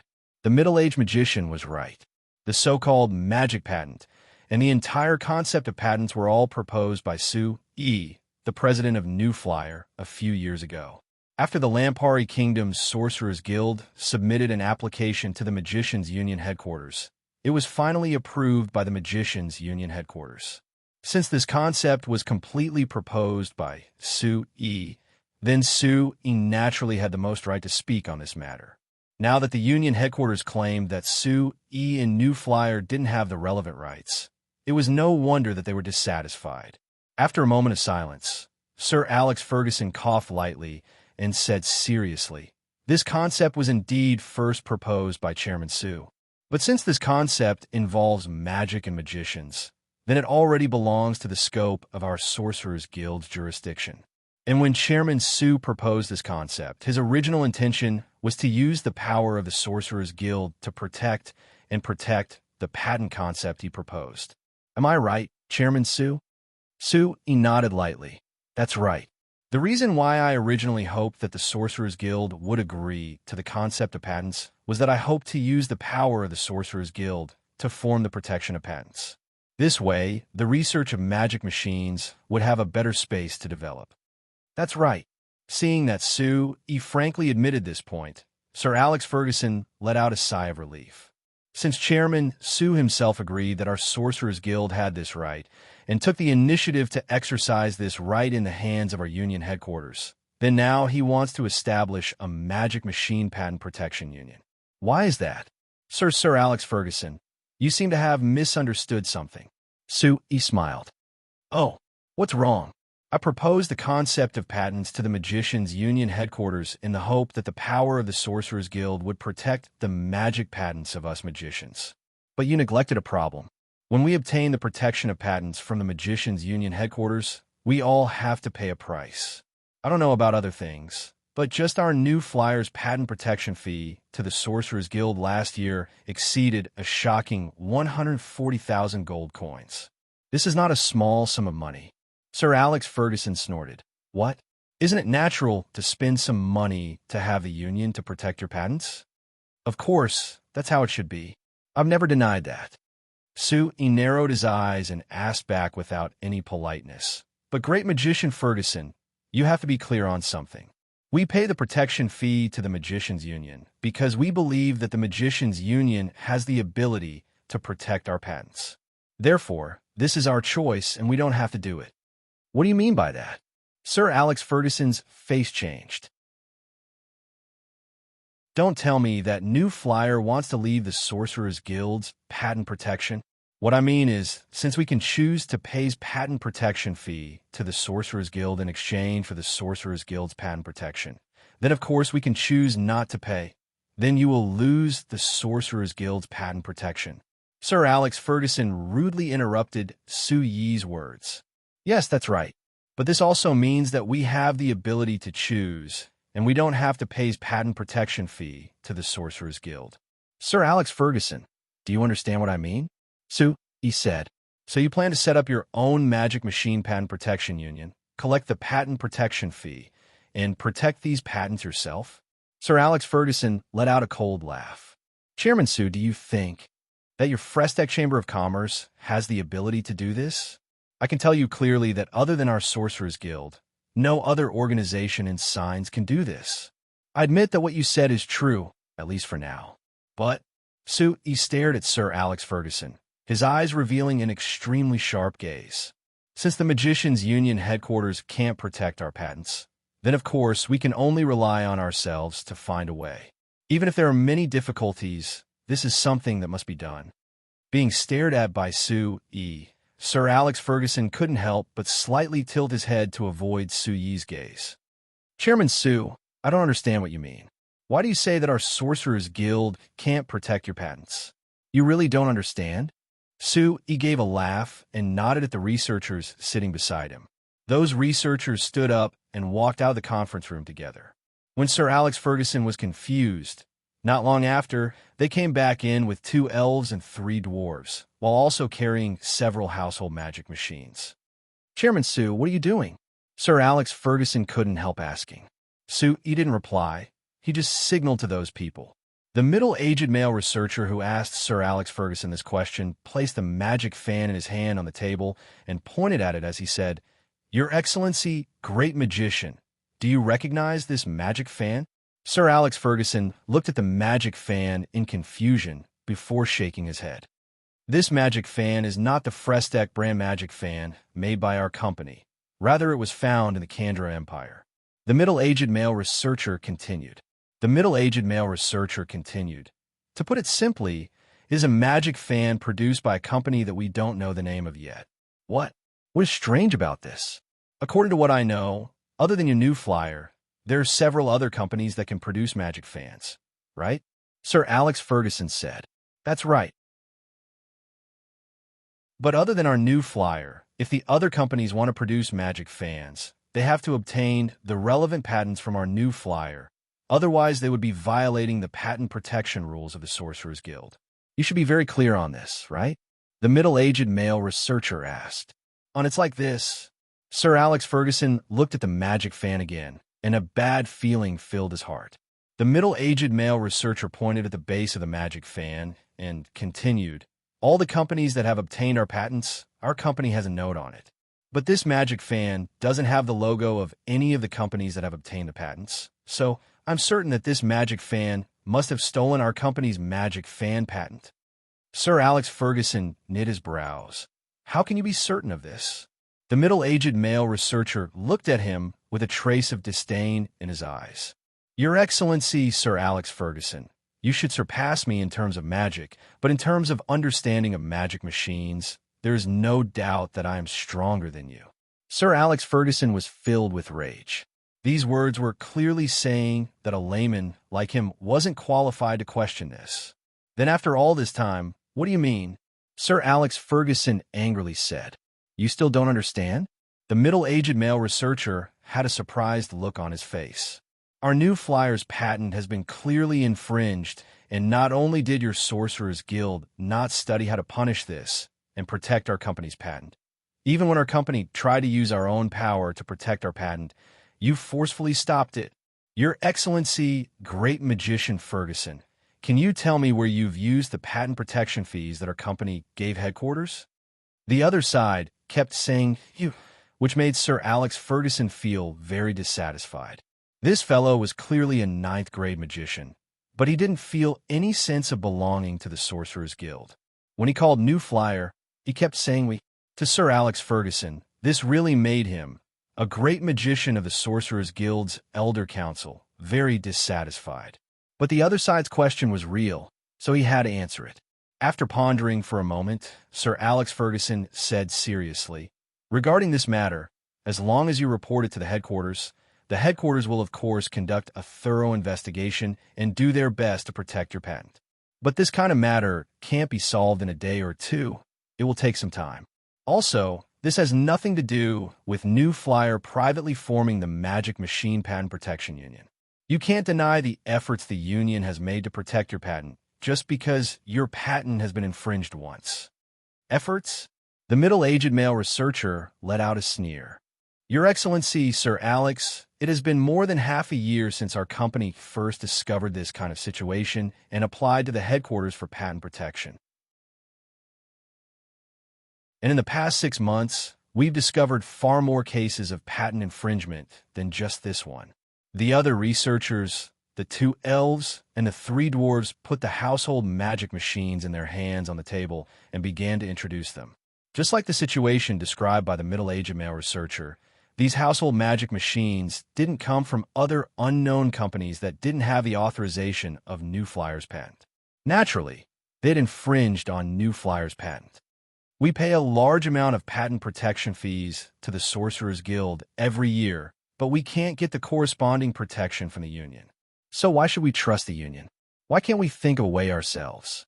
Faced with the middle-aged male researcher's question, Sir Alex Ferguson was silent for a moment and turned his head to look at Sue. Chairman Sue, is this what you mean? Sue, he shrugged.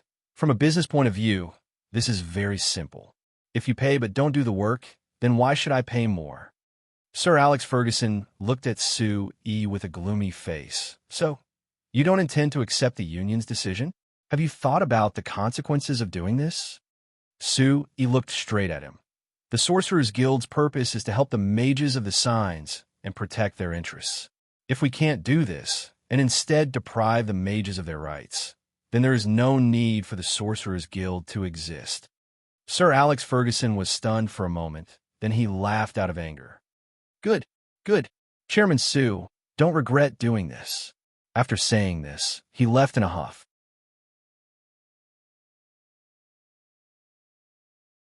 Chapter 924. The scene of Sir Alex Ferguson entering the carriage and quickly disappearing from the New Flight Commerce main base fell into the eyes of the 2 people floating in the air, causing them to be slightly surprised. Looking at Ferguson's appearance, it seems like his discussion with that brat Sue has broken down. Carmilla, I have to say, your grandson-in-law is quite daring. He actually dares to completely offend the union. Has he not thought about the consequences of this? Why don't you try to persuade him? Why would I persuade him? Minter Carmilla rolled her eyes at the other person. Let me tell you, Alistair, don't look at Su Yi's young age. His mind is much clearer than yours and mine. Since he dares to do this, he must have thought about the consequences. Then again, do you really think there will be any consequences? Just based on those fellows at the Union headquarters? Humph! Seeing the disdain on Archmagus Camilla's face, Archmagus Alistair let out a soft sigh. He shook his head and said, although those fellows at the headquarters are all trash, they have many ways to take care of a company. Not to mention that the Frestek Chamber of Commerce is deeply connected to magicians. If the headquarters really decides to deal with your Frestek Chamber of Commerce and your company loses a large group of magicians, I feel that this would be a fatal blow to your company. Minter Carmilla looked at Archmagus Alistair with a confused expression. Why do you think our company will send a large group of magicians? Why not? Alistair was stunned. The Union headquarters doesn't need to do much. They only need to give an order to not allow magicians to work in New Flyer, and your company will immediately be paralyzed. Don't you think it's serious? That's why you think our company's magicians will listen to the Union headquarters orders. Minter Carmilla let out a mocking laugh. If it was you and the Union headquarters gave you an order, would you listen? Me? That depends on whether the order is reasonable or not. If it is reasonable, then I will listen to it since I support the Union headquarters. If it isn't reasonable, then of course I won't listen. Of course, I am an Archmagus. How could a Union headquarters give me an order? You have to know that even our Malor Empire's emperor doesn't dare to do this. Alistair curled his lips as he spoke. Nonsense. You are an Archmagus. Who would dare give you an order? Carmilla rolled her eyes, thinking that her classmate and friend seemed to be doing quite well in the Malor Empire. Don't think that only Archmages will weigh the instructions and orders given by the Union like you do. Normal mages actually value them more than us Archmages. Oh, Archmagus Alistair looked at Minter Carmilla Magus with interest. He Magus Alistair Magus Magus, Magus Magus Magus, Magus Magus, Magus Magus, and Magus Magus. Magus Magus Magus Magus. Magus Magus to Magus. Magus Magus Magus. However, after being in contact with Archmagus Camilla for an entire 3 days, he found that Archmagus Camilla didn't show any fanaticism towards magic as he had imagined. Rather, he was paying attention to some strange things. For example, the topic they were discussing about the attitude of low-level mages towards guilds had nothing to do with magic research. As the high and mighty mages, only the Sorcerer's Guild had to consider their attitude. They didn't need to consider the attitude of the Sorcerer's Guild at all. As for low-level magicians, they belonged to a completely different world from Archmages. They didn't need to consider what these low-level magicians thought. But now, Minter Carmilla seemed to be very knowledgeable about this matter, and even seemed to be very interested in it. This made Archmagus Alistair very curious. Could it be that this was one of the reasons why Instructor Carmilla's magic power had increased at an extraordinary rate, and why she had broken through to become an Archmage in such a short time? But after Minter Carmilla knit her brows to think for a bit, she surprised Archmagus Alistair by shaking her head. Forget it. Let that kid Sue have a headache over this matter. I'm too lazy to care about it. Alistair, do you see that tall iron tower in the distance? That is the magic signal tower I mentioned to you before. The magic communicator that we used yesterday was built on the magic signal towers around here. Archmagus Alistair never thought that Minter Carmilla would keep him in suspense, so he couldn't help feeling a bit angry. However, after Minter Carmilla said this, she had already flown in front of the magic signal tower, so he could only helplessly shake his head and also fly over. Come, Alistair, have a look. Minter Carmilla pointed at the magic signal tower. Alistair nodded and sent out a trace of magic, instantly inspecting the magic signal tower from top to bottom. It's the same as the magic array on the magic communicator. Alistair thought for a bit before asking. That means that the principle of this thing is to use the same magic array to transmit the effects of the magic array, allowing long-distance communication. Right, this is the magic array resonance technology that only our company has. What do you think? It's very good. This kind of novel and practical magic array research, I've never thought of it before. Archmagus Alistair gave a nod of praise before seeing the proud look on Mentor Carmilla's face. His heart skipped a beat as he asked, Carmilla, this magic array resonance technology, did you make it for New Flyer? No, of course not. I'm mainly studying high-intensity magic energy conversion. This magic array resonance technology is mainly focused on low-level magic arrays. Even if I wanted to study it, that kid Sue, he wouldn't let me do it. Mentor Carmilla waved her hand as she spoke. Do you think that it's a waste to have you study low-level magic arrays? Alistair asked with a smile. You're an archmagus. Coming here to study a 4th-level magic array is too much of a waste. It's not completely because of this. Mentor Carmilla shook her head. It's mainly because I'm the only archmagus in our company right now. There are some things that only I can study, and others don't have this ability yet. All right, that's how it is. But Alistair, you can't look down on this magic array resonance technology. Don't look at how it only involves low-level magic. The finesse required isn't any worse than high-level magic. I know that even without you saying it. Alistair reached his hand into his chest and took out a magic communicator. He sent a trace of magic into it and carefully examined the magic array in the magic communicator a few times before revealing a surprised expression. Carmilla, this magic array, you really didn't participate in the design, right? It was all done by those little fellows at the Academy of Magic. I didn't do anything. Mentor Carmilla realized what Alistair wanted to ask and laughed. What? Could it be that even you feel this magic array is very strong? This is the first time I've seen such a fine magic array. Archmage Alistair let out a sigh of admiration. Alistair Magus gave a praise. Moreover, the design of this magic array. There are many parts that I can't understand. Carmilla, can you let me see the magician who designed this magic array? I want to ask him face to face. Mentor Carmilla couldn't help laughing. I say, Alistair, you're an archmagus, and you're going to ask these low-level magicians for advice. Aren't you afraid of scaring them? In the process of exploring magic, there is no difference in grade. Archmagus Alistair said with a serious expression. Mentor Carmilla was a bit surprised. She looked at him and stopped joking around. All right, I was just telling you that normal magicians are more direct towards a sorcerer's guild. You should be able to feel this from them. I'll bring you to see them. After saying this, Mentor Carmilla looked around before her eyes fell onto a magic signal tower in the southeast. They should be doing maintenance there today. Let's go over. That magic signal tower was close to 5 kilometers away from where the two of them were. But for 2 archmagi, this was just a distance that could be covered in a few breaths. Not long after, the two of them arrived beside the magic signal tower. Archmagus Camilla saw that there were 2 researchers from the magic research facility inspecting the magic array at the top of the magic signal tower. Then he looked down and found that there was a group of people below, so he directly came down. Seeing the 2 figures suddenly land beside her, Akali, who had her head down looking over the blueprint, impatiently waved her hand. Don't disturb me right now. Go find them if you have any problems. Mentor Carmilla laughed. Akali, did you encounter a problem again? Hearing that it was Mentor Carmilla's voice, Akali was shocked. She quickly looked up and found that it wasn't just Mentor Carmilla who came, but also Archmagus Alistair, who came from the Malar Empire 3 days ago. She instantly panicked and quickly put away the things in her hands before respectfully giving a bow to Archmagus Alistair.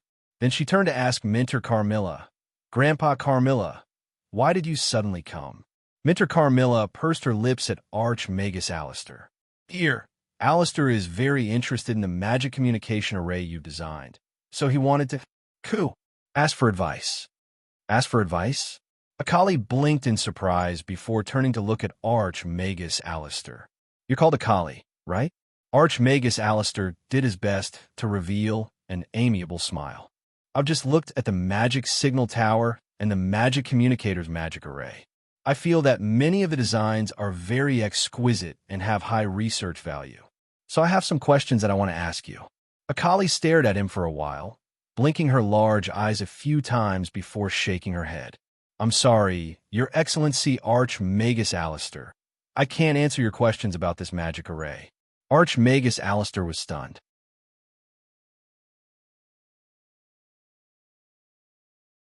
Chapter 925. In the circle of magicians on the Signs continent, it was taboo to inquire about a magician's private magic research because this kind of thing was considered a magician's precious private property. If one rashly inquired about it, it could be considered a provocation.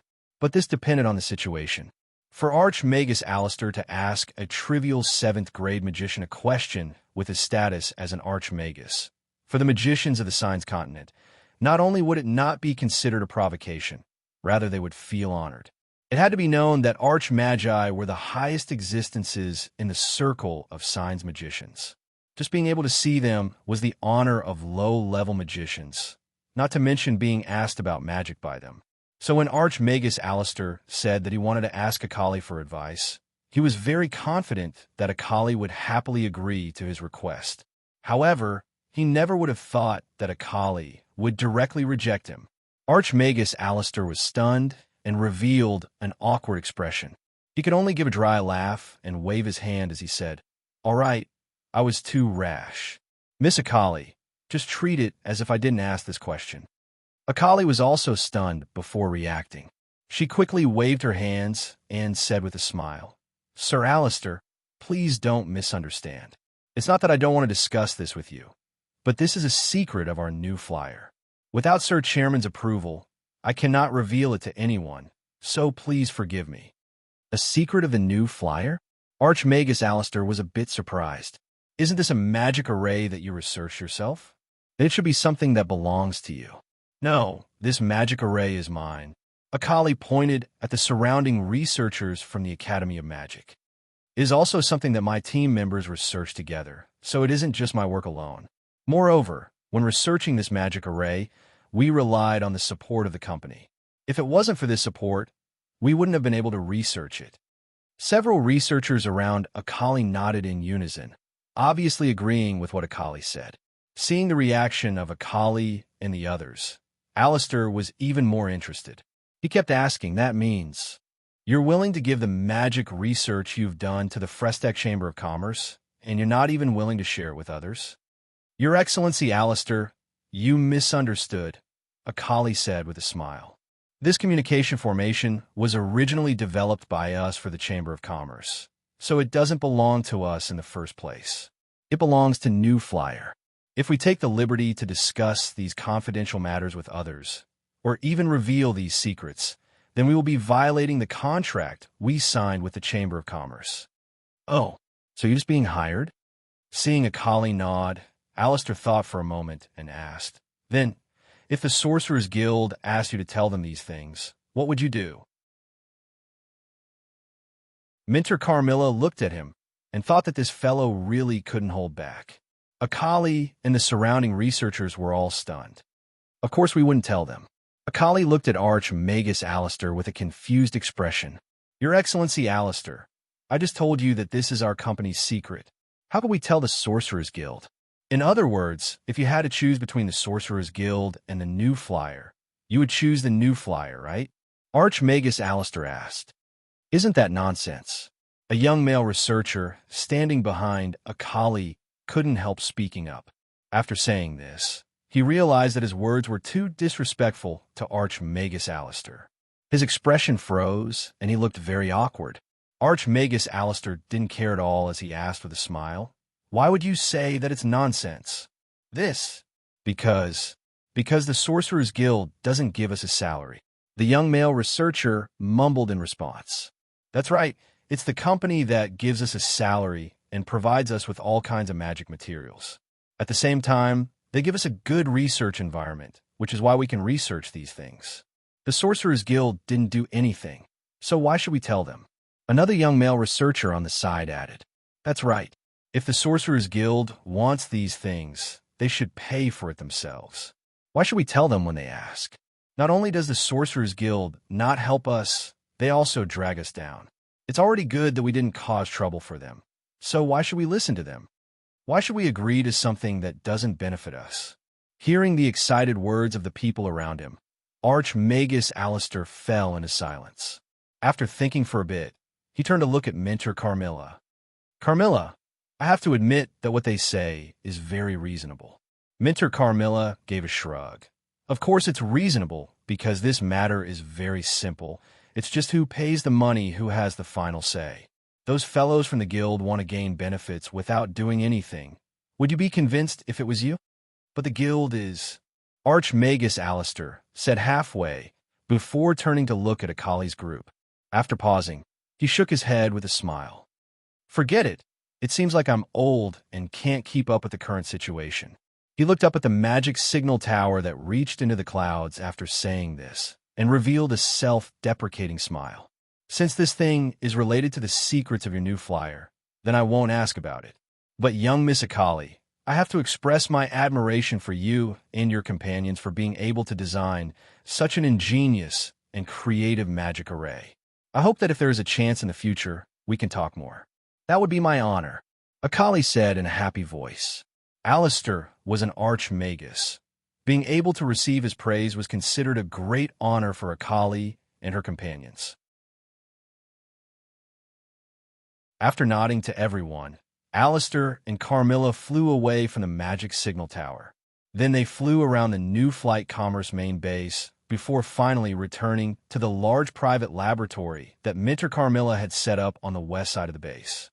Hey, Carmilla, if I remember correctly, you said that you were a special researcher of the new flyer, so the things here should be secrets of the new flyer, right? Is it really all right for you to bring me in like this? Archmagus Alistair looked around the laboratory and asked this in a very casual voice. Mentor Carmilla rolled her eyes at him. I say, after not seeing you for over 10 years, you've become this stingy? Moreover, you're doing this to a little girl? It really is embarrassing. All right, come and take a look.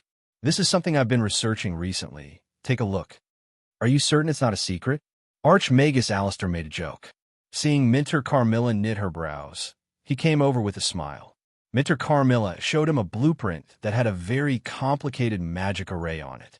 Archmagus Alistair looked at it for a while before his brows knit even tighter. Hey, Carmilla, this should be a small-scale forbidden spell array, right? But why does it look so strange? How is it strange? It's just, why is this power so crazy?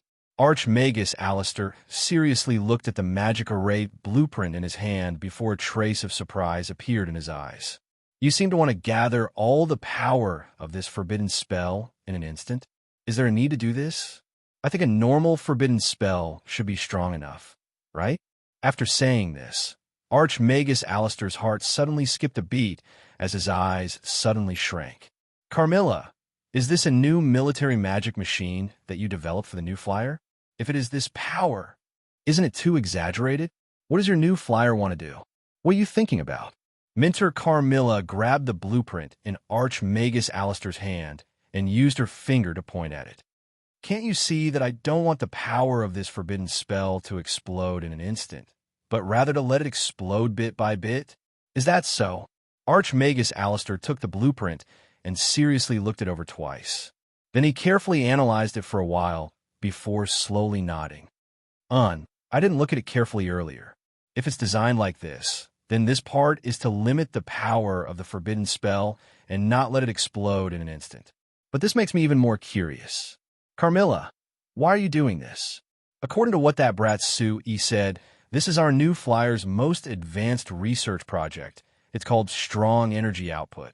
If this thing can be developed successfully, our company will be able to produce many new things that people don't even dare think about. Mentor Carmilla said with an expectant look. Strong energy output? Archmagus Alistair looked at Mentor Carmilla and felt confused. What is this thing? It's too troublesome to explain it to you. If you're interested, I can slowly tell you in the future. But before that, Alistair, do you want to accept my invitation to conduct this research together? I can guarantee that you will be very interested in this thing. Is there any benefit in researching this thing? Archmagus Alistair asked back. Of course there is. Mentor Carmilla said without any hesitation. This is research on the forbidden spell level. Aside from our new flyer, Where else can you find so many precious magic materials for you to research without any worries? You have to know that I spend over 1,000 gold coins just to research it. For us archmagi, researching low-level magic doesn't help much. So, do you understand the biggest benefit of researching this? Archmagus Alistair's eyes lit up and his heart skipped a beat. Although he was an aloof archmagus and enjoyed the special financial support of the Malar Empire and the Sorcerer's Guild, he only received 60,000 gold coins a year at most. Although this amount of money seemed to be a lot, it was still far from enough for the magical research that he needed to carry out, which would easily consume thousands of gold coins. Hearing what Archmagus Camilla said, for the Frestac Chamber of Commerce to do this level of magic research, the Frestac Chamber of Commerce was actually providing all the materials, which really was generous. Other than this, as long as you participate in this research, New Flyer can give you a special allowance of 50,000 gold coins a year. What do you think? 50,000 gold coins a year. Archmagus Alistair felt his heart skip a beat as his eyes were covered in a dazzling golden light.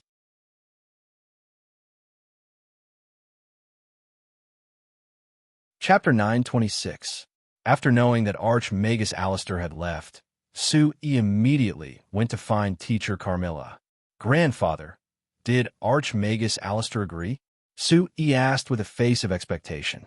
How could it be that easy? Teacher Carmilla rolled her eyes at him. He is an Archmagus, and his every move is watched. How could he just do whatever he wants? So it's still not possible? Sue-E's face was filled with disappointment. It's not that it's impossible. Teacher Carmilla shook her head.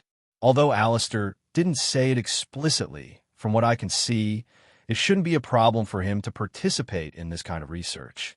However, if you wanted to help you with something else, it's basically impossible. Anyway, you can't rely on 50,000 gold coins a year to buy him over from the Malar Empire. Sue-E couldn't help laughing.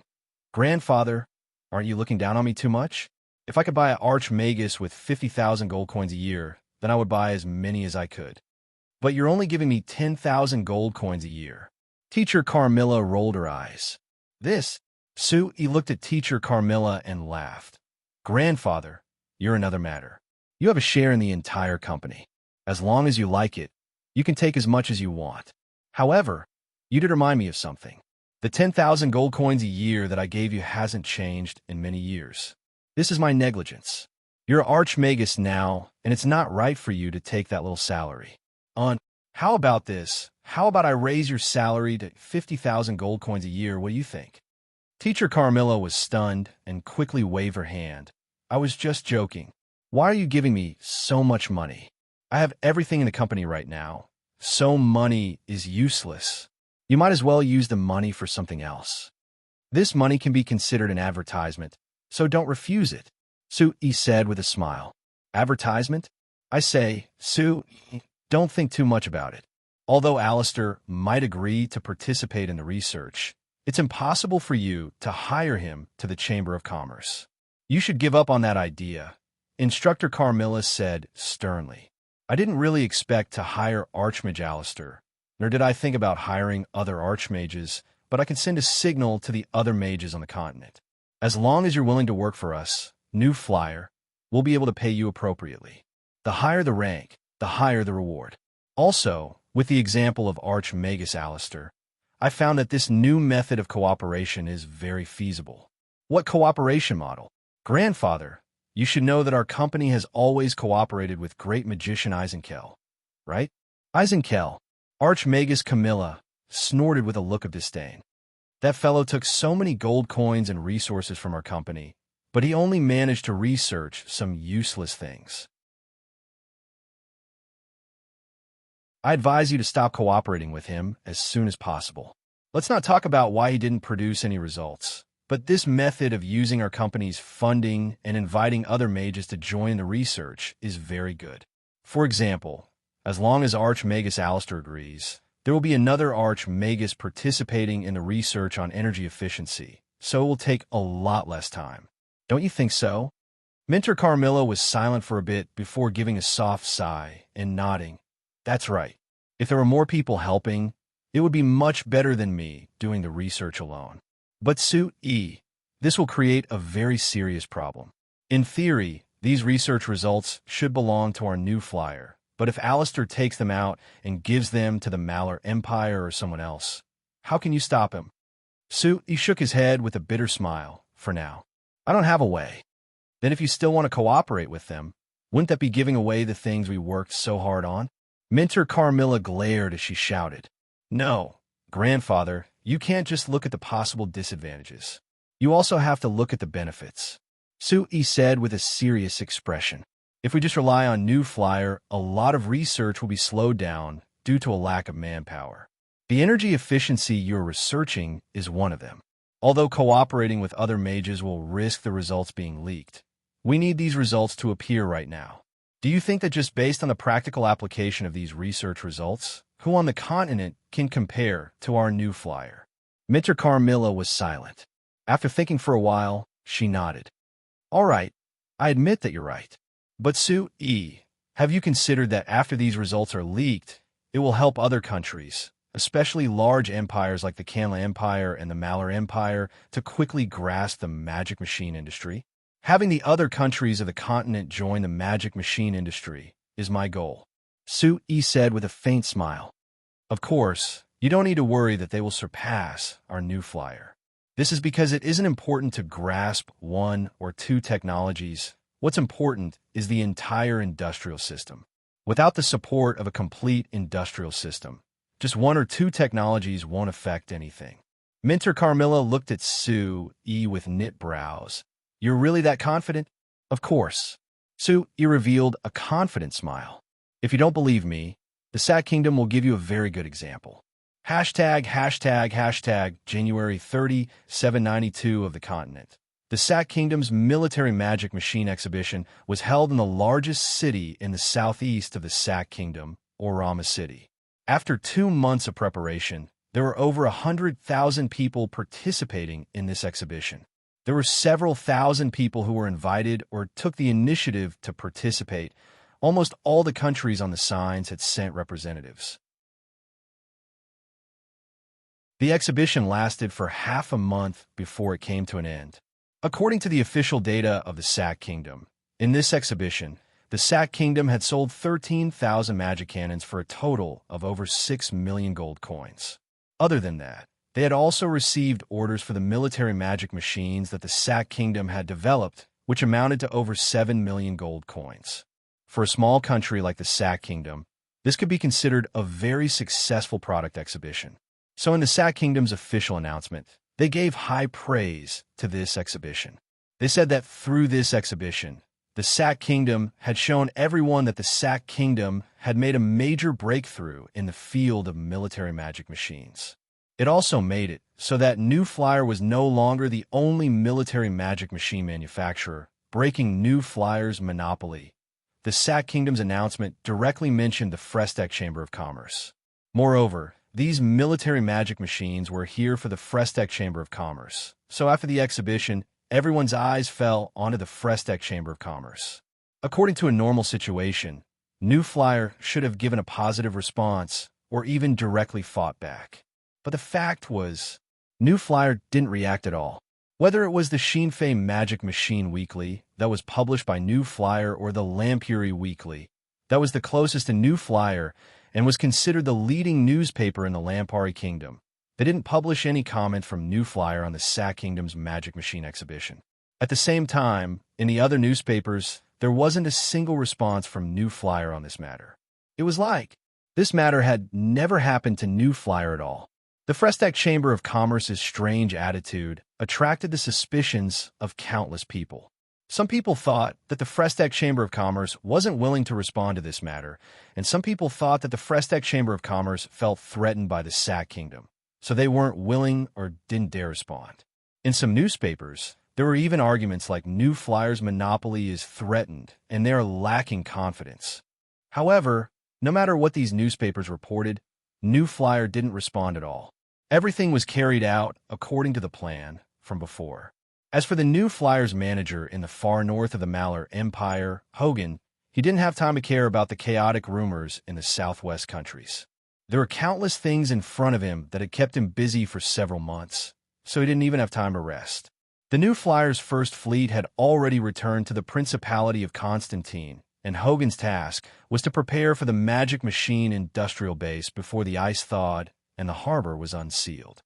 In this preparation work, the most important thing was the problem of manpower. Half a month ago, Hogan had received a letter from the company's headquarters. In the letter, Sir Chairman had personally replied to the problem he had raised before, saying that he could accept Baron Franklin's suggestion and recruit other race workers from the Northern Malheur Empire. In order to show support for Hogan, there were 5 different Beastmen workers sent by Sir Chairman from the New Flyer that came with this letter. When negotiating with other races, it was much more convenient to have the other side's people by their side. After receiving Sir Chairman's personal letter and the 5 Beastmen workers, Hogan had spent half a month preparing before officially visiting the largest Beastmen tribe in the Northern Malheur Empire, the Wolf Tribe.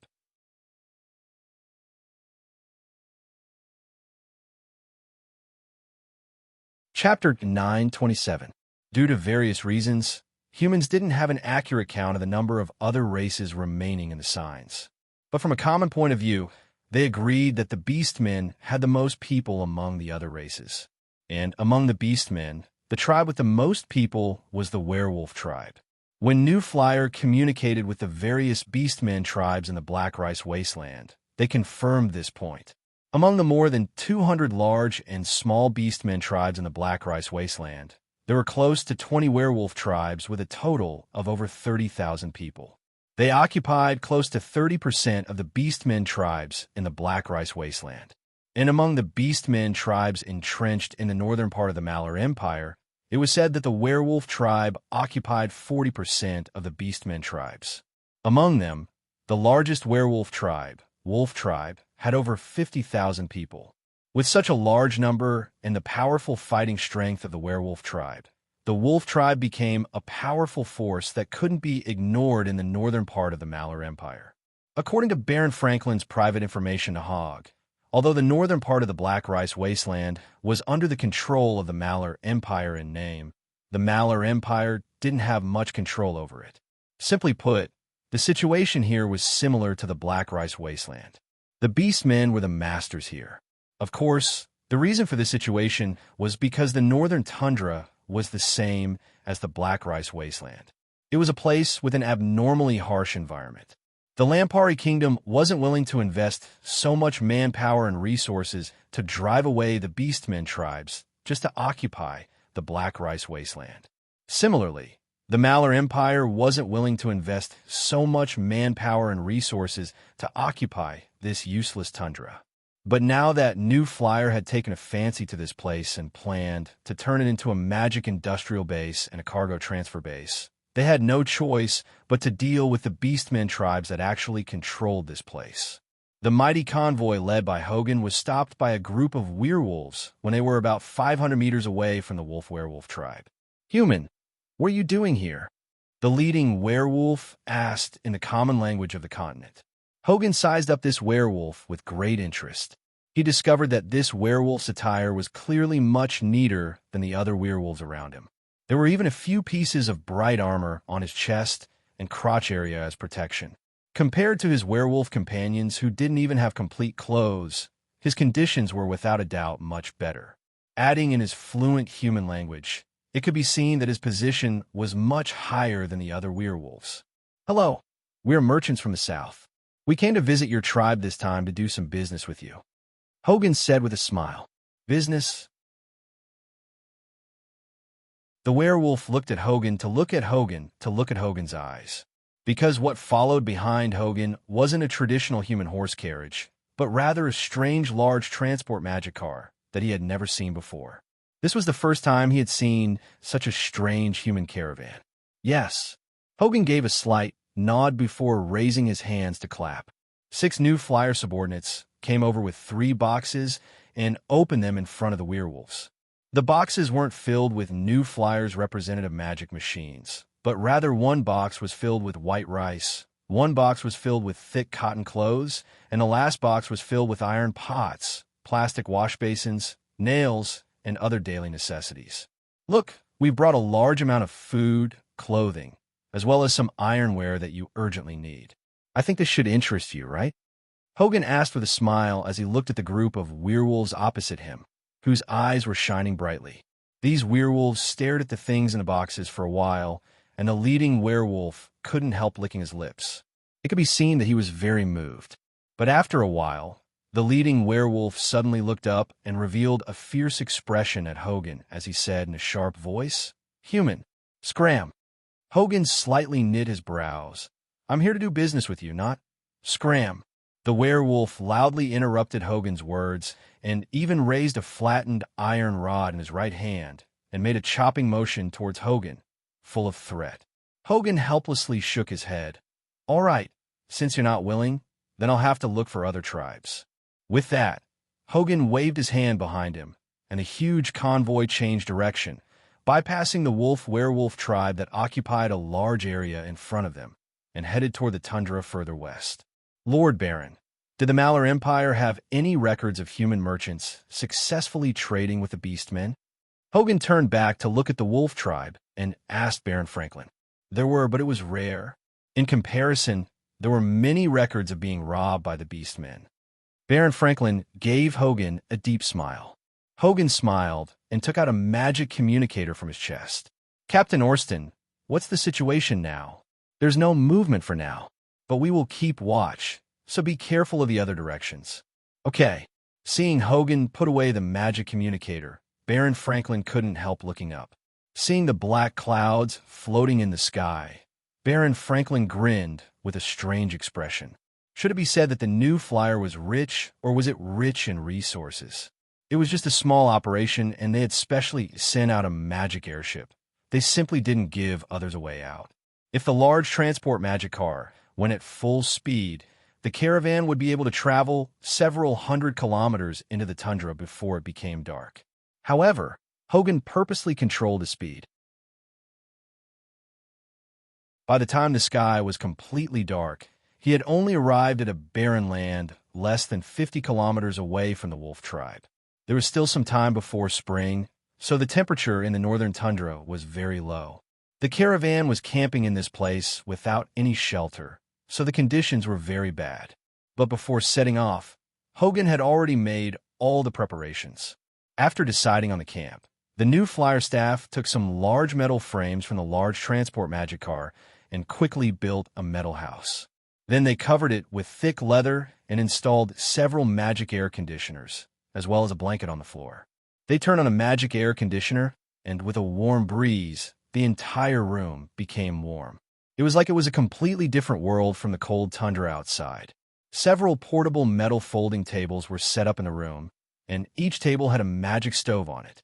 There was a large pot on top of it, and the meat was being cooked.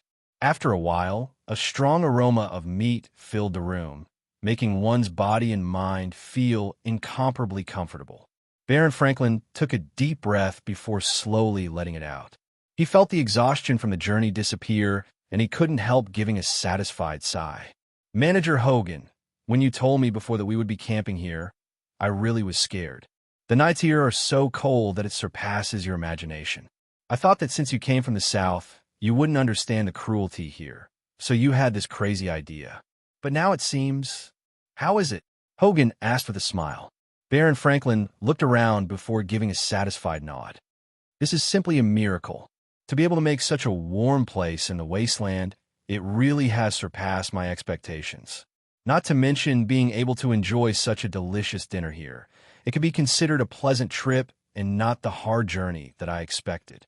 Lord Baron, this is the comfortable trip package that our company is promoting. It is specially made for nobles like you who like to go out and play. Look, with this set of facilities, you can enjoy a comfortable life no matter where you are, and you don't need to worry about the difficulties of the journey. After eating, you can also take a comfortable hot bath in the bathroom on the side, relieving you of the hard work of the day." Hogan said with a smile. "Is that so? That really makes one feel happy." Baron Franklin laughed. He took out a bottle of chilled wine from the small magic refrigerator beside him, and after taking a sip, he couldn't help giving another satisfied sigh. In such a cold day outside, being able to enjoy cold wine in a warm room that shouldn't be enjoyed in this kind of weather was simply a great enjoyment. Of course, The Frestac Chamber of Commerce's caravan didn't come here just to sell this comfortable travel package. After dinner, Baron Franklin returned to his room to rest, while Hogan stared outside and waited patiently. The night gradually deepened, and the camp gradually fell into silence. The entire wasteland was filled with a deathly silence, as if the entire world had quieted down. However, when Hogan felt a bit sleepy, he suddenly felt a slight vibration from his chest. Hogan reached into his chest and took out the vibrating magic communicator.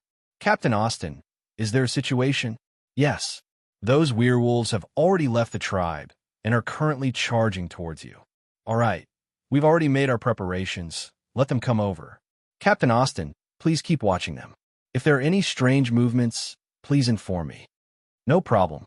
After turning off the magic communicator, Hogan opened the door and walked out. Being hit by the cold wind outside, Hogan shivered and instantly felt much more awake. "Manager, is it time?" A human guard wearing the uniform of the new flyer guards came over. Hogan waved his hand, send down the order, prepare to meet the enemy at any time.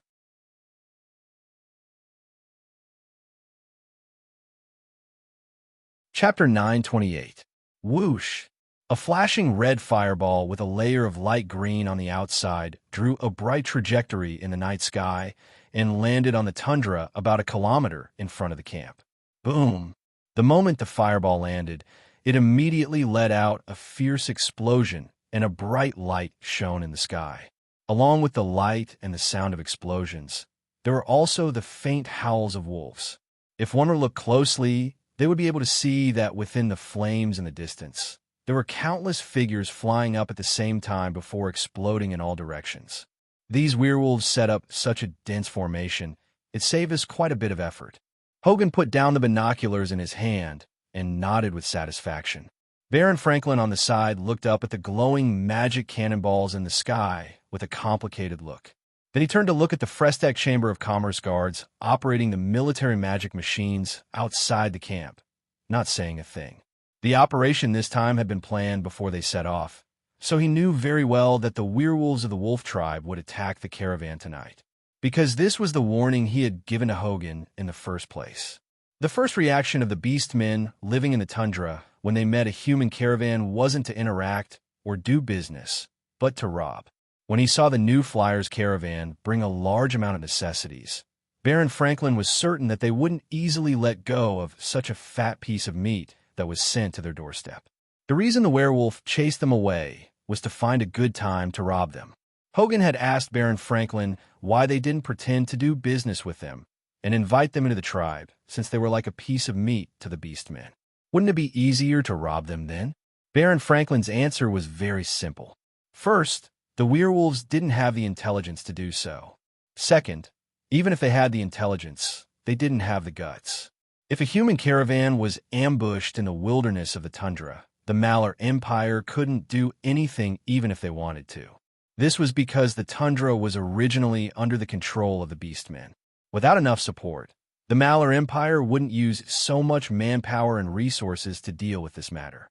Moreover, the Malar Empire had already warned all human caravans not to rashly enter the beastmen's territory because it was the same as sending sheep to the tiger's den. Now that their caravan had courted death and barged in, the Malar Empire wouldn't do anything without enough support. If the werewolves invited them into the tribe to rob them, it would be equal to giving the Marlow Empire a reason they couldn't avoid. If a human caravan disappeared after entering a beastmen tribe and a noble was among them, they couldn't be fooled. The beastmen weren't all fools. Even if the tundra was under the control of the beastmen, they wouldn't do something that would anger the Malar Empire and cause trouble for themselves. So now, ambushing in the wilderness at night was the best choice. However, the werewolves of the wolf tribe would never have thought that they would kick an iron plate this time, and that this was a trap that was specially set for them. Manager Hogan, the military magic machines your company sold to the Empire's military might not be this powerful. Baron Franklin stared at the battlefield where the werewolves were being slaughtered and suddenly asked. Hogan turned his head to look and replied with a smile, The newest military magic machines are naturally given priority to the company's guards. There's no doubt about that. Then, these are the most advanced and powerful military magic machines that your Frestech Chamber of Commerce has right now? Baron Franklin asked. This time, Hogan only smiled and didn't say anything. Seeing the smile on his face, Baron Franklin immediately understood. What he saw definitely wasn't the most powerful military magic machines the Frestech Chamber of Commerce had, but what he saw in front of him was already enough to shock him. The tundra of the Malar Empire had always been under the control of the Beastmen. This fact had always made many people in the Malar Empire unhappy. After all, such a large area of the empire wasn't under their control. It really didn't make sense. However, the reason why the Marlowe Empire didn't take back this piece of land from the Beastmen, other than the fact that this piece of land didn't have much value, there was another important reason. It was because the price they had to pay to take back this piece of land was too large. Beastmen were naturally much stronger than humans. Adding on the fact that these beastmen lived in the tundra of the north, they were even more ferocious due to the harsh environment. Although the total number of orcs in the northern tundra was about 500,000, more than half of these 500,000 orcs could immediately become powerful orc warriors. According to the estimates of the Empire, if they wanted to completely defeat these beastmen, the Empire would have to mobilize at least 300,000 soldiers. This was a very difficult operation for the Empire's military to bear. Apart from the war with the Kamla Empire, the Malar Empire had never mobilized such a large army. So after some consideration, the Malar Empire could only allow this piece of land to remain under the control of the Beastmen.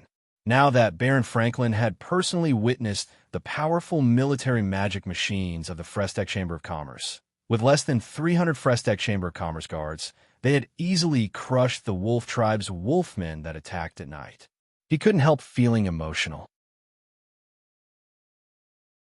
If the Empire's military could be fully equipped with such powerful military magic machines, wouldn't they be able to easily chase these beastmen away and take back the tundra of the north? Naturally, Baron Franklin wasn't a member of the military, so he only thought about it for a moment before suppressing it. After the battle continued for a while, the magic communicator in Hogan's left hand suddenly flashed with a red light. Hogan quickly picked it up. "Captain Austin, what's the situation?" "Manager Hogan, the werewolves have already started retreating. Should we pursue them?" "No need. We don't have enough people, so let's not pursue them. Let them escape." "Captain Austin, I'll have to trouble you to continue being vigilant." "No problem." After hanging up, Hogan stretched and smiled at Baron Franklin. "All right, Lord Baron, everything is fine now. We can finally have a good night's sleep." Baron Franklin looked at the dark wasteland in the distance and thought that even with the ferocity of the werewolves, they were forced to retreat after 10 minutes of fighting. It could be seen how much damage they had suffered. Even the werewolves could only choose to escape in the face of such an attack. What if it was the Empire's army? Hashtag. The next morning, the caravan set off again. However, they didn't continue into the depths of the tundra of the north. Instead, they returned to the Wolf Tribe. This time, the caravan wasn't stopped outside the tribe. Instead, they were directly invited into the tribe. They also successfully met with the chief of the Wolf Tribe. After the 5 beastmen sent by Sue E. from the Black Rice Wasteland and Hogan's detailed explanation, the Wolf Tribe finally let down their guard against the humans and agreed to cooperate with New Flyer. In the end, both sides signed an agreement. The Wolf Tribe would first provide 1,000-strong werewolves as employees to New Flyer's Stratholme Magic Industrial Base. In return, New Flyer would pay these 1,000 werewolves a salary of at least 5 gold coins a month. They would also send a batch of daily necessities to the Wolf Tribe every month. At the same time, the Wolf Tribe would also help New Flyer get in touch with the other Beastmen tribes in the tundra of the north and strive for more cooperation. For the members of the Wolf Tribe, this was undoubtedly a very novel experience. Because before this, the human merchants were synonymous with swindlers in their eyes.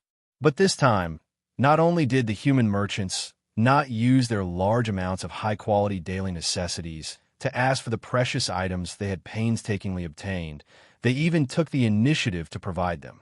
What they needed was just a few young men in their prime. What surprised the werewolves the most was that the human merchants actually said that they would pay the hired werewolves as salary. Moreover, it was 5 gold coins a month. This made the wolf tribe's werewolves feel incomparably astonished. This was because the valiant force displayed by the human merchants that night made them unable to even think of resisting. According to normal inferences, these human merchants had the ability to conquer their entire tribe and turn all the werewolves in the tribe into slaves and work for them for free. This was the fixed relationship between the humans and beastmen for thousands of years and had never changed. But now, this group of human merchants actually said that they would pay them as salary. This was simply ridiculous. However, regardless of whether the werewolves believed it or not, they didn't have the ability to resist. Secondly, the 5 beastmen who claimed to be from the Black Rice Wasteland described the attitude of a new flyer towards the beastmen in the southwest corner of the continent. This made them somewhat believe that the new flyer was indeed sincere. So in the end, they obediently signed this agreement. And with the wolf tribe, the #1 beastmen tribe in the tundra of the north as an example, Hogan's following actions in the tundra of the north became incomparably smooth. In just 3 months, Hogan represented the new flyer to sign employment agreements with 23 beastmen tribes in the tundra of the north, deciding on a total of 10,000 beastmen to be hired. So the most troublesome problem of manpower had been solved. At this time, it was spring, and countless large transport magic cars filled with large amounts of goods were coming from the south. The Stratholme Magic Machine Industry Base was finally prepared, and they were entering the construction phase.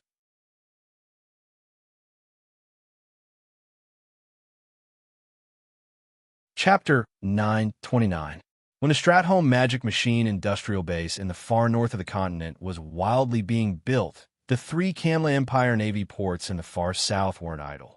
After obtaining another 5 guard ships from the Frestec Chamber of Commerce, adding the 3 guard ships from before, the Kandra Empire's Navy finally had a new fleet of magic guard ships. In the many trainings and drills in the past half a year, this new fleet had shown everyone a might that far surpassed the Kamla Empire's traditional warships. It made the Kamla Empire's Navy reach a consensus that the future development of the Navy would be to completely change to this new magic guard ship.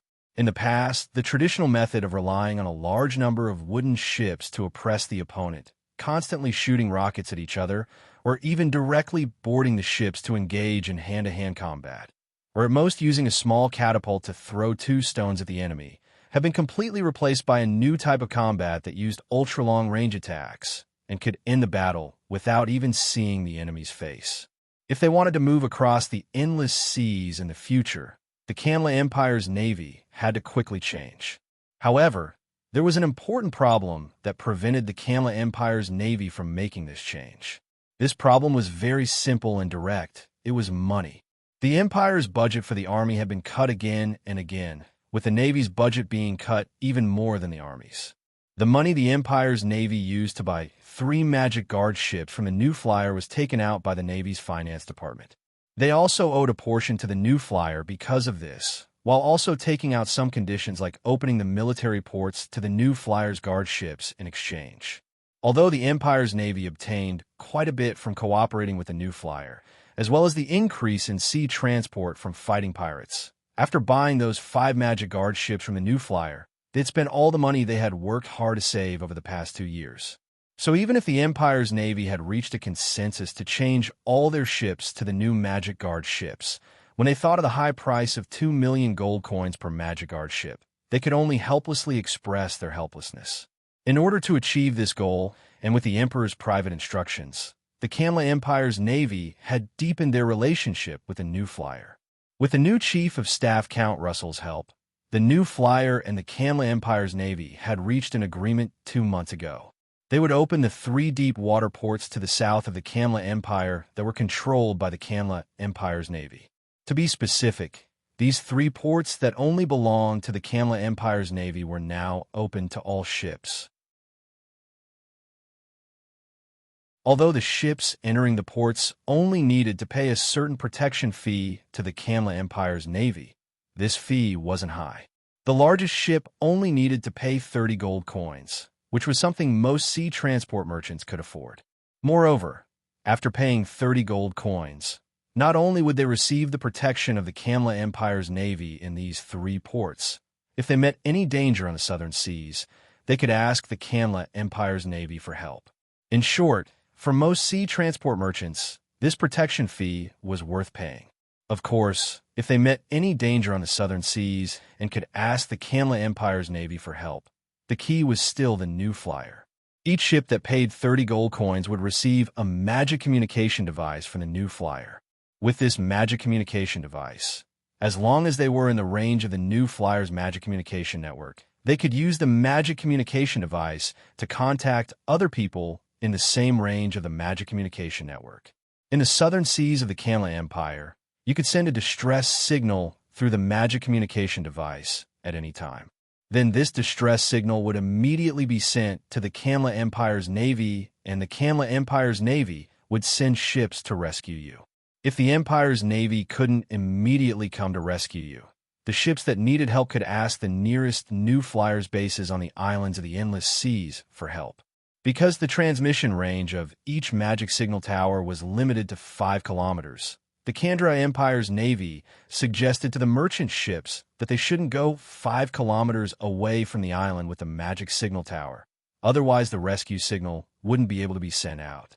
So after the Kamla Empire's navy announced the opening of these 3 military ports as transport ports, the number of ships that came to the Kamla Empire increased again, reaching several dozen times more than before. But if one looked down from the sky, they would find that although these ships were sailing on the endless seas, they were taking the same route.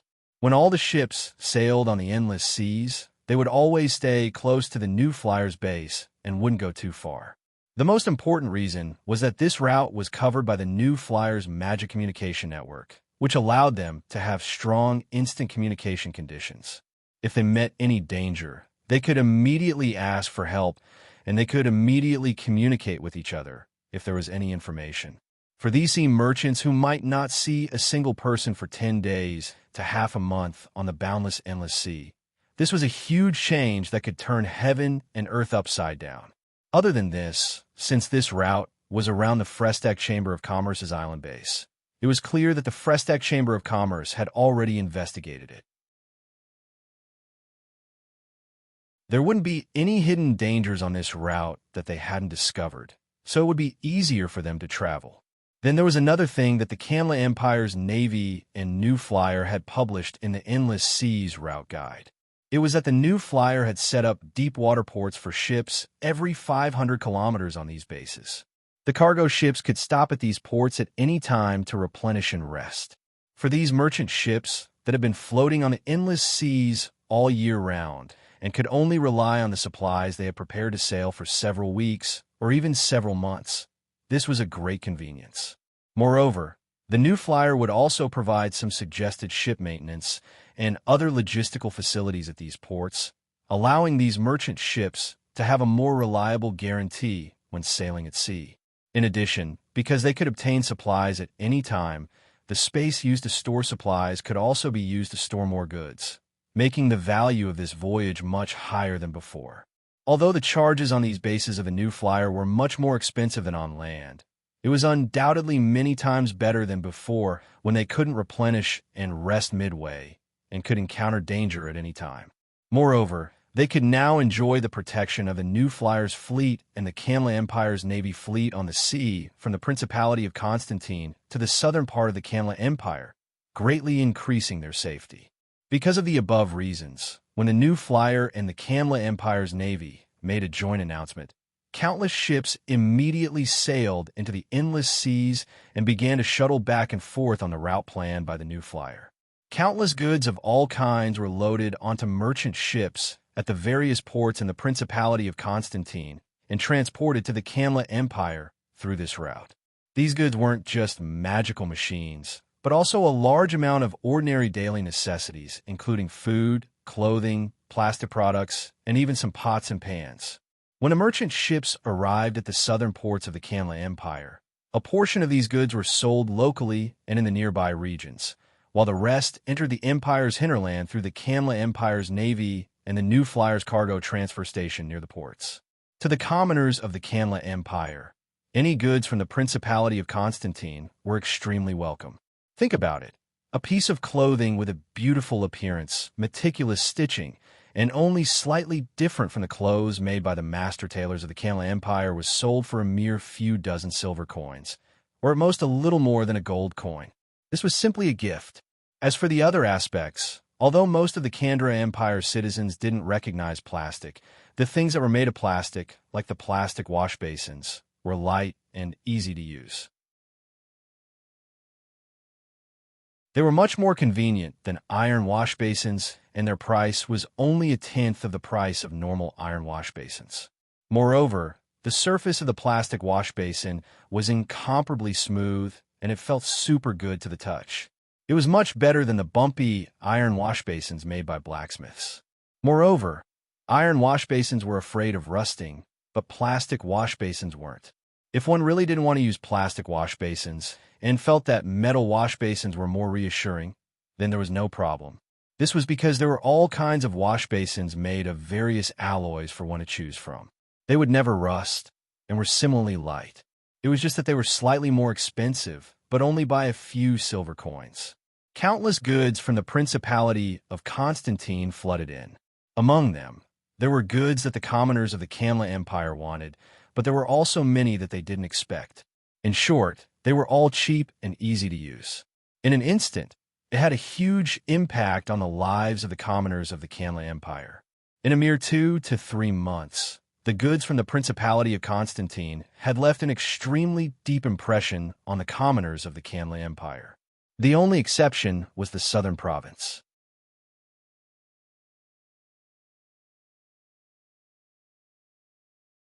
Chapter 9:30. Duke Windsor stared at the two in front of him with a dark look on his face.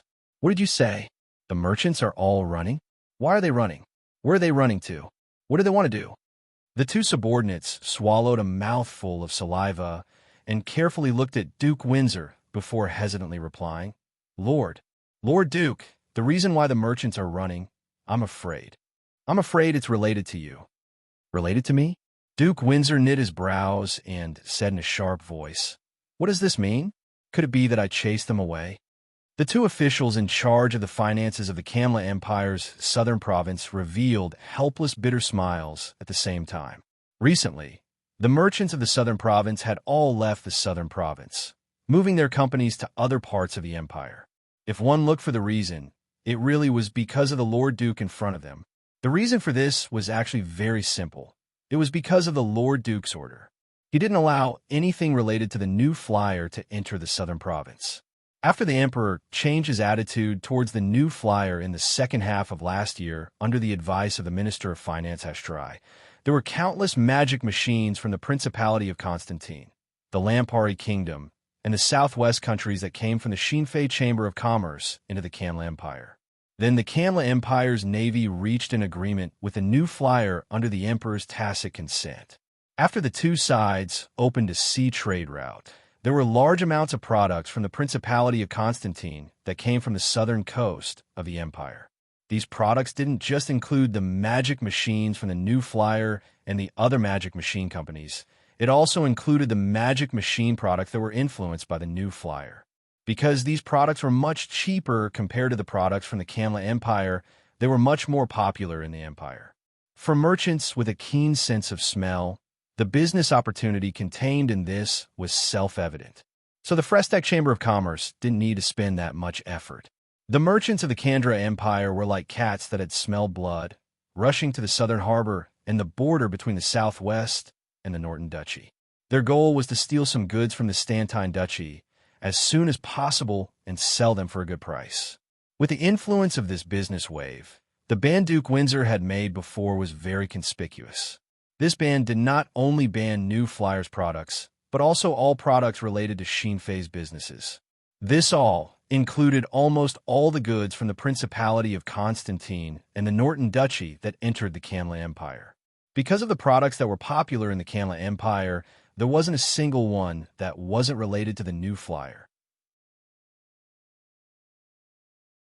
Even the only thing that the Principality of Constantine could import from the Kamla Empire was the fruit produced in the Principality of Constantine, but now it was influenced by the industrialization of the Xinfei Chamber of Commerce. For example, the canned fruits that were in high demand were products of a new magic machine industrial system promoted by the New Flyer. Actually, Duke Windsor wasn't the only one in the Kamla Empire who was against importing large amounts of product from other countries, because they felt that this would greatly affect the Kamla Empire. But the others were only against the New Flyer. The reason was that the New Flyer supported the Kingdom of Ruhr and was considered an enemy of the Kamla Empire, so the Empire couldn't cooperate with them. Duke Windsor was against everything related to the New Flyer. There were too many things that he had designed. Under Duke Windsor's high-pressure policy, any products related to the New Flyer couldn't enter the southern province. This made the southern province merchants who smelled the business opportunity very depressed. To make these merchants ignore this business opportunity, it was no different from making a cat that smelled fish not move. It was impossible. But how could normal merchants dare go against Duke Windsor, who could cover the sky with one hand in the southern province? So in the end, these merchants directly moved their focus out of the southern province, moving to other places in the empire that didn't oppose cooperating with the New Flyer. Actually, to be honest, these merchants were only paying more attention to the New Flyer. It didn't mean that they completely gave up on their business in the southern province. But now that this situation was reflected, it seemed like the merchants were all leaving the southern province. For Duke Windsor, the most direct reflection was in the financial statistics. After entering April, the southern province did the usual financial statistics for the first quarter. The results showed that compared to last year, the southern province's grain yield was the same, and there was no change in the financial surplus from the grain. But in terms of business taxes, there was a clear decrease compared to last year, falling by 13%. This wasn't considered much for Duke Windsor, because he was a typical Signs noble. What he cared about the most was grain. There was no problem with the grain, so he didn't feel that there was a problem. As for business, it was fine as long as there was no problem. But when the first quarter financial report was submitted to the Empire's finance department, the southern province was criticized by the finance department. According to the explanation of the Empire's finance department, the southern province's first quarter revenue was second to last among the 9 provinces of the empire. It was only a bit better than the northeast province of the Kandra Empire that was known for being poor. Compared to before, the southern province's revenue was at least in the middle of the empire, so there was no doubt that this was a clear decrease. Moreover, the southeastern province that was close to the southern province and the Toria province that was close to the coast had a large increase in the first quarter of this year. The Toria province's revenue even broke 38 million gold coins, far surpassing the southern province's measly 17 million gold coins. This created a strong contrast that made the southern province's drop from last year even more glaring. Duke Windsor, who had suffered quite a bit of disdain from the finance department, was very angry about this. After returning to the governor manor, he immediately ordered an investigation. The 2 finance officers in charge of the investigation gave the answer of large amounts of merchants leaving the southern province, which of course made him very dissatisfied. Lord Duke, actually this subordinate feels that. Compared to the business tax problem, I feel that we should pay more attention to the grain problem. One of the finance officers hesitated a bit before giving this suggestion. What? Duke Windsor glared at Duke Windsor. Could it be that you want to tell me that there are problems with the grain production of our southern province? Let me tell you, the important spring harvest is coming, and if there are problems with this, not to mention you all, even I will be in trouble. The 2 finance officers could only give bitter smiles. The finance officer who had gathered the courage to speak looked at his colleague, signaling for him to speak as well. The other finance official had no choice but to bite the bullet and say, "Your Grace, it's not that there's a problem in this area. It's just that we've discovered that as long as you change your mind, our spring harvest will go much smoother. Perhaps we'll even have the hope of greatly increasing the grain production during the autumn harvest." Duke Windsor was a bit surprised. "I just need to change my mind and the grain yield will increase? Are you joking?" "No. How could we dare joke with you?" The financial officer took out a document from his chest, and handed it to Duke Windsor. "Lord Duke, this is a report on the agricultural industry in the southern province that Baron Domingo asked us to give you. Please take a look." "Domingo? Why didn't he give it to me himself?" Duke Windsor doubtfully looked at the two of them. The two finance officers looked at each other with bitter smiles. "Baron Domingo said that he was afraid that you would be angry with this report, so he didn't dare come himself. So he asked the two of us to do it." "Oh." Duke Windsor looked at the two of them. Duke Windsor looked at Duke Windsor. "Then you're not afraid of me being angry?" The two finance officers gave bitter smiles again. "We can't escape anyway." Seeing the bitter expressions on their faces, Duke Windsor gave a cold snort. He took the report and looked it over before his face sunk. "These bullshit ideas again. No wonder he didn't dare come see me." Duke Windsor angrily threw the report to the ground and pointed at the two of them as he cursed. "Tell Domingo for me that if he insists on importing the Frestac Chamber of Commerce's agricultural magic machines, he can't appear in front of me again. The same goes for the two of you. Don't think that I don't know what you're thinking. Are you the same as those merchants who only have gold coins, trying to force me to cooperate with that damn new flyer? Isn't that right?" The two finance officers lowered their heads, not daring to look at Duke Windsor at all. They knew that the Lord Duke was truly angry this time. Duke Windsor pointed at the two of them and scolded them before waving his arm. "Scram!" The two finance officers acted like they had been pardoned and quickly gave a bow before leaving. After the two left, there was only Duke Windsor left in the room. He was panting for a bit before gradually calming down. After seriously looking at the report on the ground for a while, Duke Windsor hesitated a bit before picking it up and carefully looking it over again. This time, he was much more serious and focused than before. It took him half an hour to finish reading the report. After reading the last page, he was silent for a while before suddenly giving a sigh, as his face seemed to have aged by several years. Could this be the change of the times? Duke Windsor gave another sigh before coming back to the table and pulling a rope on the table. A middle-aged man who looked like a butler silently appeared in the room. "Old master, do you have any orders?" Different from the others, this middle-aged man called Duke Windsor Old Master in a very simple manner. Duke Windsor waved his hand. "Go and prepare. I'm going out for a walk." The middle-aged man looked up at Duke Windsor with a bit of surprise in his eyes, but he didn't ask anything. He lowered his head and silently left.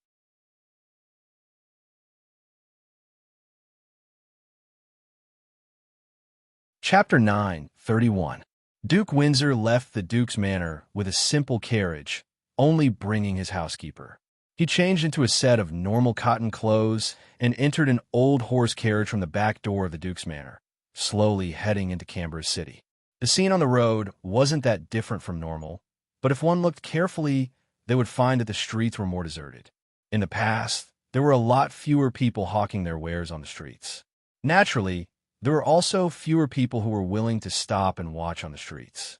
Looking at both sides of the street, many of the shops that were originally densely packed were now closed. Among them, there were even a few shops that seemed to have left in a hurry. They didn't even close their doors tightly. One could see that the inside was empty, with only a few homeless people lying inside. They were using this place as their temporary residence. Seeing this, Duke Windsor couldn't help slightly knitting his brows. "Rickon, why do you think this is? Even if other places have business opportunities because of that damn new flyer, that doesn't mean that our southern province doesn't have money to earn. Why would these merchants directly close their shops and leave?"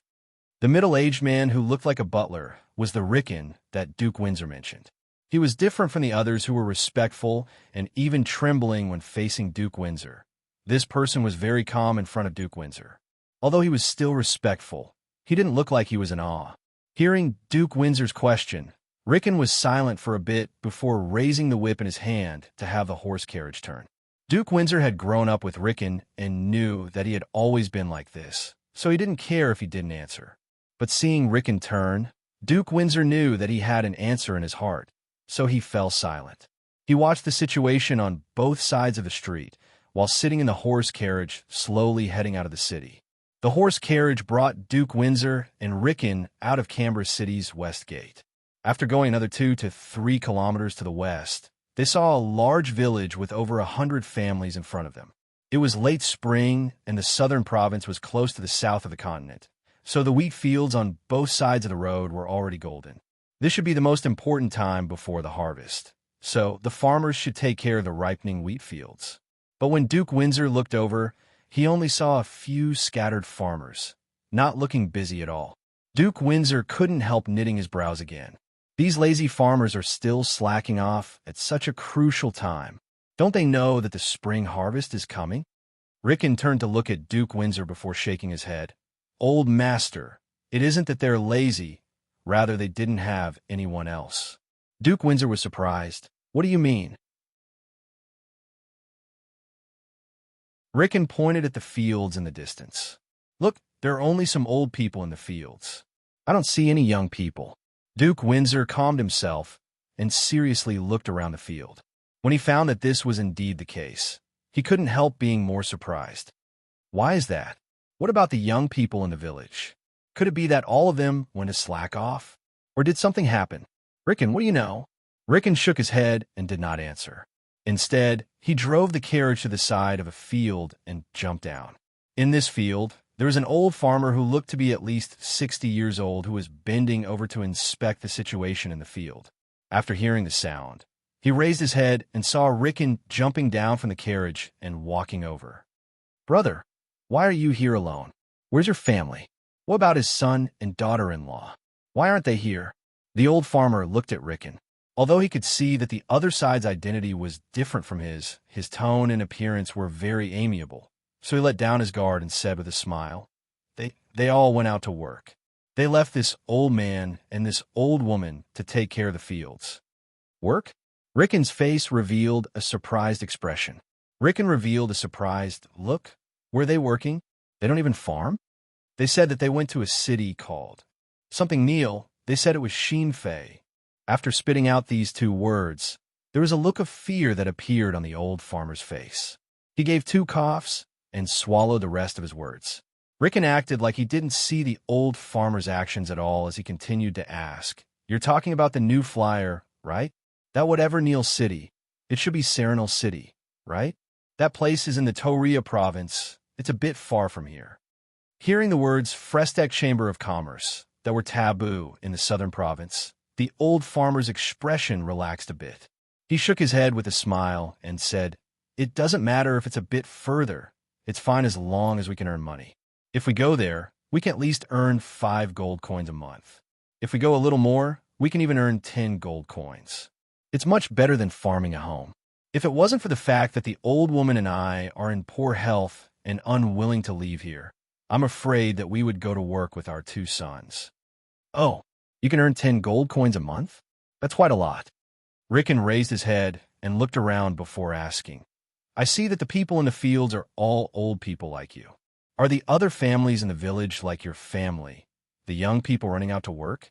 Yes, if they go out to work, they can earn several gold coins, or even 10 gold coins a month. In a year, they can earn more than 100 gold coins. If they stay here to farm, it's already good enough that they can fill their stomachs after paying the rent. Not to mention gold coins, they won't even have a few silver coins. If I let you choose, how would you choose? The old farmer asked. Rickon grunted and nodded. If it was me, I would choose the same. But is it really reliable to go to such a faraway place to work? What if there's an accident?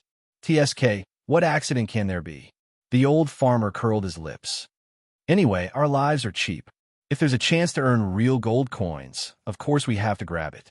Also, those factories over there seem to be Sheenfei merchants.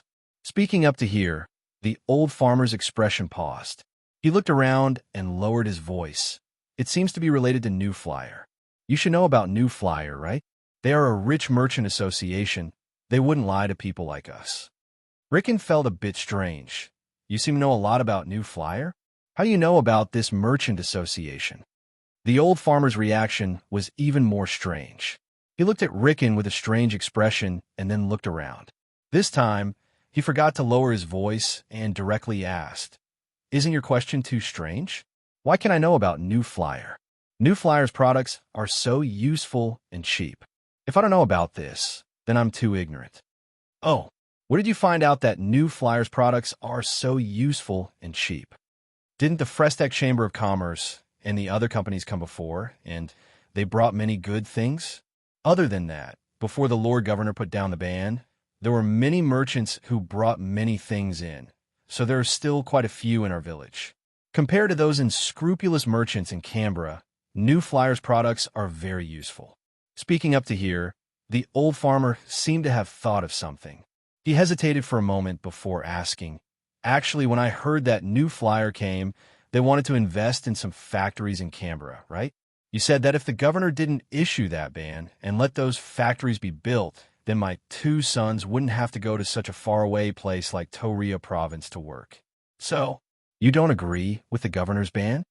"Yes, this ban doesn't have any benefits at all." The old farmer's eyes suddenly widened. He looked at Rickon vigilantly and quickly waved his hand. No, I didn't say anything. Don't make wild guesses.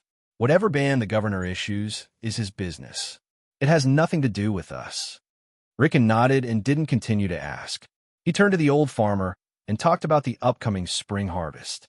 The old farmer was also a little worried about the upcoming spring harvest. In the past, during the spring harvest, the family had to work hard for a month before they could barely finish harvesting the 10 mu of land under their name. Now that his two sons and daughter-in-law, as well as his half-grown grandson, had all left, it was likely that he and his wife, these two old men and old women, would only be able to harvest 2 mu of grain at most. But it doesn't matter. Now that our sons are doing well, us two old men can just collect some food for ourselves. We don't have to be so tired. What about the rent? Rickon asked. Rent? At worst, we'll just buy some grain. Anyway, our eldest son said in a letter last time that the ship from the Principality of Constantine brought back a lot of cheap grain. With their current salary, they can buy several £100 a month, which is enough to pay the rent. Rickon was speechless. The old farmer gave another sigh before continuing. I've heard from the relatives that came last time that the Frestech Chamber of Commerce has some agricultural magic machine. It said that it doesn't even take half an hour to harvest a mu of land with that thing. It would be good if the Lord Governor didn't have this ban and brought in some agricultural magic machines. We wouldn't have to worry about what to do with the fields. Rickon and the old farmer looked at the green wheat fields with a bit of gold. After being silent for a bit, he waved goodbye to the old farmer and returned to the horse carriage. Duke Windsor had been watching Rickon and the old farmer talk through the curtains the entire time. Because he wasn't far away, he could hear everything they said. After Rickon came back, Duke Windsor looked at the wide fields in front of him for a bit before putting down the curtains and falling silent. After a while, Duke Windsor suddenly gave a sigh. "Rickon, I'll give you something." "Grandfather, please give your orders." "I've heard that there is a Cantona Chamber of Commerce in the Lampari Kingdom that specializes in harvesting crops. Go and contact them." Rickon looked at Duke Windsor before nodding in response. Duke Windsor opened the curtains to look at the old farmer in the field for a while before giving another sigh, signaling for Rickon to start the horse carriage.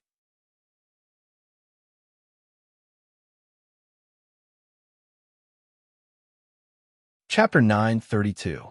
Compared to the southern province that had lost all its popularity because of Duke Windsor's ban and even had a lifeless appearance, the other provinces of the Kamla Empire were quickly swept into the magic machine revolution with the large amounts of magic machine products brought in by the Shinfei Chamber of Commerce. When people found that for the same product, if it was made by traditional craftsmen, not only would it take longer, the cost would be higher, the quality would be unstable, and the performance wouldn't be that good. But if it was made by the magic machine companies through the production magic machines, it was a completely different matter. Not only would it take less time to make each product, it would also allow them to make large amounts of products in a short period of time. Not only would the cost be lower, the quality of the products would be very stable. It could even be said that each product was made from the same mold. Comparing performance, the products made with the new production magic machines and the new materials provided by the Shinfei Chamber of Commerce far surpassed the previous products. Take the shovel, which was the most commonly seen and often used by ordinary people. As an example, if one wanted to make a shovel before, it would take a blacksmith several days to make it. But even the most skilled blacksmith couldn't guarantee a 100% success rate if they focused all their efforts on it. Moreover, the shovels made like this were affected by the blacksmith's iron casting process. If there was a deviation in the smelting process, the shovel would be very brittle and would break after a few hits, or it would be very soft and wouldn't be able to function as a shovel. As for the shovels that came from the Principality of Constantine, they were made by a magic machine company that specialized in making shovels, and other farming tools. Almost every shovel was the same, and they were all made from the high-strength steel alloy provided by the New Flyer. Whether it was hardness or toughness, it far surpassed the shovels made by traditional blacksmiths. It's said that after a famous sword saint from the Toria province obtained this shovel, he found that this shovel was even sharper and harder than the sword he had been using for over 20 years. It was made by a famous blacksmith in the Kanla Empire. After trying out the shovel, he actually felt that the shovel was better than his sword. He simply asked the other blacksmiths to transform the shovel into the shape of a sword, replacing the sword that he had been using for more than 20 years. Although this was only a legend, one could already catch a glimpse of it from this legend. If it was said that the various magic machines that New Flyer brought into the Kanla Empire through Ambassador Hakkinen, as well as the magic car company that Baron Belil opened, had only affected the lives of a small part of the Kanla Empire's nobles. Then, with the cooperation between the New Flyer and the Kanla Empire's navy, the large amount of goods from the Principality of Constantine flowing into the Kanla Empire had already had a large impact on the lives of countless citizens of the Kanla Empire. Many commoners only realized that there were such cheap and beautiful clothes in this world when they saw these products. There were also such cheap and useful tools. Previously, these commoners thought that only those high and mighty big shots could possibly possess these things. Now, they had suddenly become items that any ordinary person could touch. For these commoners, buying cheap and beautiful clothes from the Principality of Constantine didn't just satisfy their yearning for beautiful clothes, it also gave them the illusion that they had become nobles.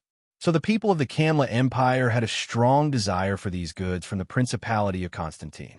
The New Flyer's first batch of goods that arrived at the Kanla Empire's southern harbor was a fleet of 7 large transport magic ships. They were filled with goods from the Principality of Constantine and the Lampari Kingdom, including the New Flyer and the other 17 companies. Just the total weight alone was over 30,000 tons. However, such a large amount of goods was divided up by the merchants of the Kanla Empire's southern provinces on the first day they arrived at the harbor. Even after all the goods were sold, there were several hundred Kanla merchants from different companies that came over. After learning that the first batch of goods were sold, these merchants didn't hesitate to place orders with the New Flyer. So the second batch of goods from the New Flyer didn't even leave the Principality of Constantine's harbor before all the goods on board were sold. If the large transport magic ships set off from the 3 harbors of the Principality of Constantine, it would take at least 13 days to reach the Kanla Empire's harbor. So in this half a year, the New Flyer's transport fleet didn't stop moving back and forth between the 2 places.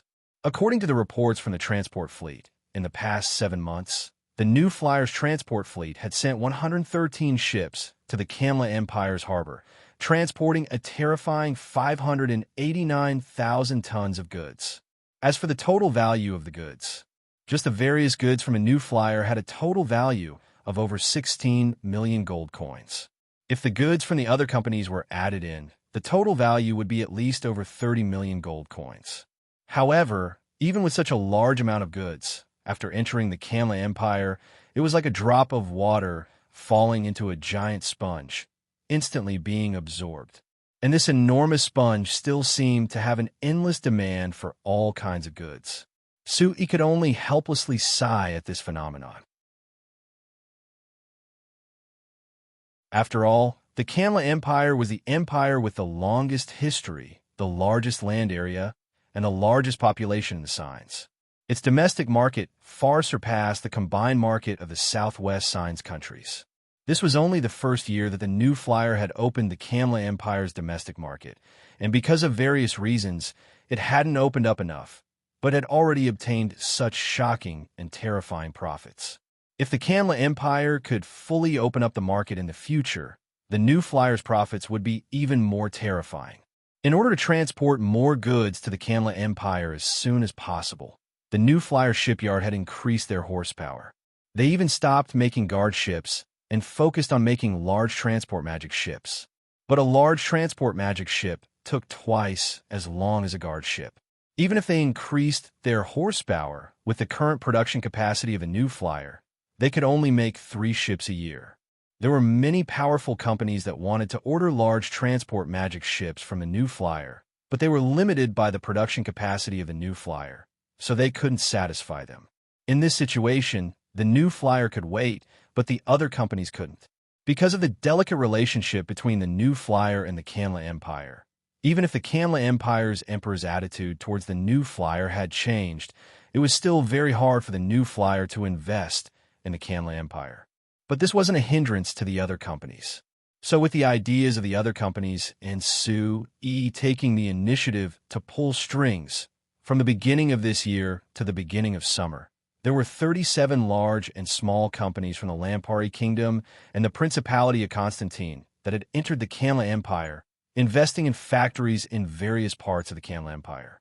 Some of these factories were concentrated in the Tudor province that was close to the southern naval port of the Kamla Empire, and some were concentrated near the Kamla Empire's capital, Wimbledon City. There was a very small but important difference between these two factories. The magic machine factories near Wimbledon City were led by the Lampari Kingdom in name. Because of the cooperation agreement between the Lampari Kingdom and the Kamla Empire, they came to invest so they could be considered a regular army. As for the factories of the various companies in the Tudor province, most of them invested in the Kamla Empire under the company's name, so they didn't have any official background. The result of this difference was that the factories of the companies near Wimbledon City were mainly related to magic machines, and most of them were from the Lampari Kingdom. The large companies of the Lampari Kingdom already had high-level household magic machines, as well as some agricultural magic machines.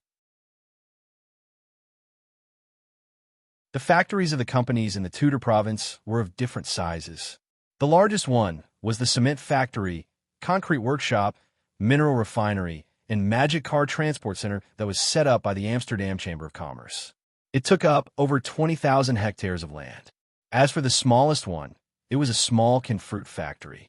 It gathered the canned fruit in the Tudor province and then sold it to various parts of the Kamla Empire. With so many factories being set up in the Kamla Empire, other than the core staff that came from the Lampari Kingdom and the Principality of Constantine, most of the normal workers could only be recruited from the Kamla Empire. So as the factories of these companies were set up, there were 2 giant magic machine production bases in the north and south of the Kamla Empire. When a New Flyer had appeared in Banta City, it had turned Banta City into a magic machine production base. It had attracted countless people from other cities in the Lampari Kingdom to come to the New Flyer for jobs with attractive wages. The same situation was currently playing out in the Kamla Empire. But compared to the phenomenon caused by the New Flyer in Banta City, the 2 magic machine production bases in the Kamla Empire were now more than 10 times bigger, so they needed to recruit more than 10 times more people. So these 2 magic machine production bases were like 2 giant magnets, attracting people from all over the Kamla Empire. But whether it was the magic machine production base near Wimbledon City or the magic machine production base in the Tudor province, there was no trace of the New Flyer. It made these companies feel like they were missing something. But because of various reasons, the New Flyer that couldn't officially enter the Kamla Empire, what was it doing at this time?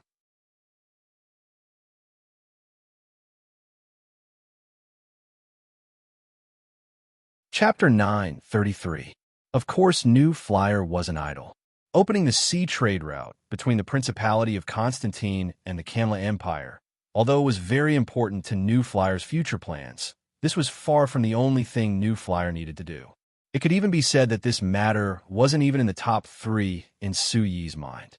Because even if they were both developing the markets of the 2 empires, comparing them, The Malar Empire that didn't have any conflicts with New Flyer and didn't have any worries about introducing magic machines into their country was much better in this aspect. While the Kamla Empire was still hesitating about buying agricultural magic machines from New Flyer, the Malar Empire had already requested large amounts of agricultural magic machines from New Flyer for the 5th time last month. Just in the first half of this year, the Malar Empire's Ministry of Agriculture had ordered 85,000 agricultural magic machines for a total of over 5,700,000 gold coins. At the same time, there were large amounts of orders from the citizens of the Malar Empire, which were the large nobles.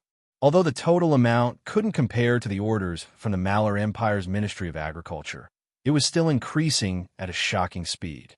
Before last year's fall harvest, including the Marquis of Southgard, the Malar Empire's nobles had only ordered 2,000 agricultural magic machines. After the spring harvest in the first half of this year, this number had suddenly increased to over 20,000, breaking the total amount of 2 million gold coins. Moreover, as the Malar Empire's acceptance of New Flyer's agricultural magic machines became higher, more and more nobles began ordering various kinds of agricultural magic machines. According to the estimates of the New Flyers market department, by the end of this year, this number would surpass 50,000, with a total amount of close to 4 million gold coins. If it was like this, just by selling agricultural magic machines to the Malar Empire, New Flyer sales would be over 10 million gold coins. Even if New Flyer took the initiative to pay for the transportation to the Malar Empire, increasing the cost, with New Flyer's high profits, their net income would still be over 4 million gold coins.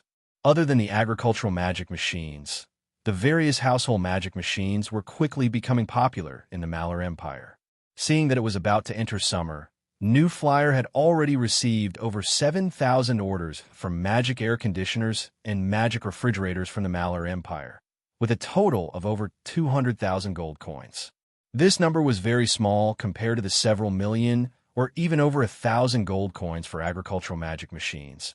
But this was only the orders from the Malar Empire's nobles that New Flyer was familiar with, including the Marquis of Southgard. During this time, the New Flyer's office in the Malar Empire had received various messages. Once it was summer, the orders would definitely explode.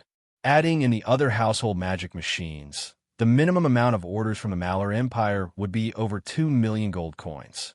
Calculating it like this, New Flyer had only started developing the Malar Empire market in the second half of last year. In less than 2 years, this market had already brought over 5 million gold coins to New Flyer. And this was only a small part of the Malar Empire market. If it was developed like the Lampari Kingdom, this large market would bring a shocking amount of income to New Flyer. The reason why New Flyer made different plans for these two empires was naturally because these two empires were the two most important countries in the signs. But for Su, who was determined to spread the magic machine industry all over the signs, this was obviously far from enough. Therefore, apart from the series of development plans for the two empires, Su placed more importance on how to develop the other countries on the continent at the same time. A few years ago, because the Nozdormu Business Union Kingdom took the initiative to come to New Flyer opened a channel in the southern waters of the Endless Ocean to connect the Nozdormu Business Union Kingdom and the other countries in the southeast corner of the continent. Now that a few years had passed, New Flyer had already established a solid foundation in the Nozdormu Business Union Kingdom. The magic machine industry brought by the Shinfei Chamber of Commerce had also had a clear impact on the Nozdormu Business Union Kingdom and the surrounding countries. Last year, Narvel had led the New Flyer's first transport fleet out of the Principality of Constantine, heading north. His main goal was to find a sea channel to the Malar Empire's northern harbor, but he had made contact with several small countries along the way and had successfully attracted the interest of these small countries in magic machines. According to the plan, next week, Narvel would lead the first transport fleet to the Malar Empire's Stratholme Harbor. This time, other than transporting a batch of goods to Stratholme Harbor, Narvel's most important task was to strengthen communication with the small countries along the way. If everything went smoothly, Su was very willing to build several small magic machine industry bases in these small countries. Other than this sea channel, the Sac Kingdom had already reached a private agreement with a new flyer. They would open a land channel to the new flyer on the Sac Kingdom's western coast, allowing the new flyer to pass through the Black Rice Wasteland to the Sac Kingdom's western coast and then smoothly reach the Antilla Kingdom to the north of the Sac Kingdom. With this sea route and this land channel, it would allow the new flyer to easily contact the countries in the northwest corner of the signs. Like this, based on a map, the only countries that the new flyer couldn't easily contact were the countries to the east and northeast of the signs. This was indeed a difficult problem for Sui, because based on the map, there was no doubt that it was more convenient to enter these countries through land, and it was closer. But this meant passing through the Kamla Empire, and with the relationship between the new flyer and the Kamla Empire, this was clearly not a realistic choice. If they couldn't do it on land, they could only consider the sea route. But if they took the sea route, it was equal to going around the entire signs, which would increase the time and other costs. Moreover, if they were too far away, it would be a large hindrance to the new flyer. While it was hard to solve the problem of passing through the Kamla Empire for now, for the sake of the long term, Sui proposed a solution after careful consideration. It was to build a base for the new flyer in the corresponding place, which was equivalent to sending a clone there to take care of matters that were too far away from the new flight commerce main base. To put it in a more conventional way, it was to open a branch base. However, it wasn't easy to open a sub-base. First, you had to ensure that the sub-base had enough ability to protect itself. You also had to ensure that there was a smooth connection between the main base and the sub-base. Only then would the sub-base be able to successfully survive, develop, and fulfill its duties. But with the current strength of the new flyer, it wasn't enough to support a branch base more than 5,000 kilometers away from the main base. So this involved something that Sui valued the most. In his opinion, it was the most basic thing to change the continent and the world. It was also something that had to be solved first. The name of this thing reflected this point, because it was called infrastructure. In Sui's opinion, the real obstacle to the development of the continent and the problem that affected the industrialization process of the signs was that the infrastructure in the signs was ridiculously poor. Of course, this couldn't be blamed on the continent, because before Sui transmigrated, the continent was in a half-feudal and half-slave system like on Earth. Other than having magic, which was a civilization that was different from Earth, the other aspects were very backward, so naturally there wasn't any infrastructure. Now with Sui's many years of planning and the cooperation of the Amsterdam Chamber of Commerce, at least in terms of transportation, the Lampari Kingdom, the Principality of Constantine, the Kingdom of Ruhr, and the surrounding small countries had all been greatly improved. First was the roads. Just in the Lampari Kingdom, there were over 50,000 kilometers of roads this year. Not only were there roads connected to every city, there were even roads connected to every town.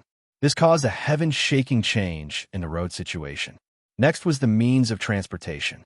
Regarding this, with the popularity of the new flyer's magic sedans in the southwest countries of the signs, they had already replaced the traditional horse carriages. Adding in the large amount of roads that were laid out, if one wanted to travel through these countries, it would take much longer to travel compared to before.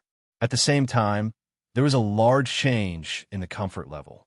Because the transportation was more convenient, the people of these countries were more willing to leave their homes compared to before. It made the movement of people very common, and it made it easier for the Frestec Chamber of Commerce and the new magic machine industry companies that needed large amounts of people to recruit. With the development of these years, the countries in the southwest corner of the Signs continent had already formed magic industrial zones around their centers. Compared to the two new areas of the Kamla Empire, these magic industrial zones were much more complete and mature. According to Sui's plan, there would be magic industrial zones all over the continent in the future, spreading the influence of the magic industry across the continent. The key to this was other than transportation. There was another important factor, which was communication. You're tuning into the Warrior Lore YouTube channel. Don't forget to subscribe and join us on this journey to catch the most captivating stories.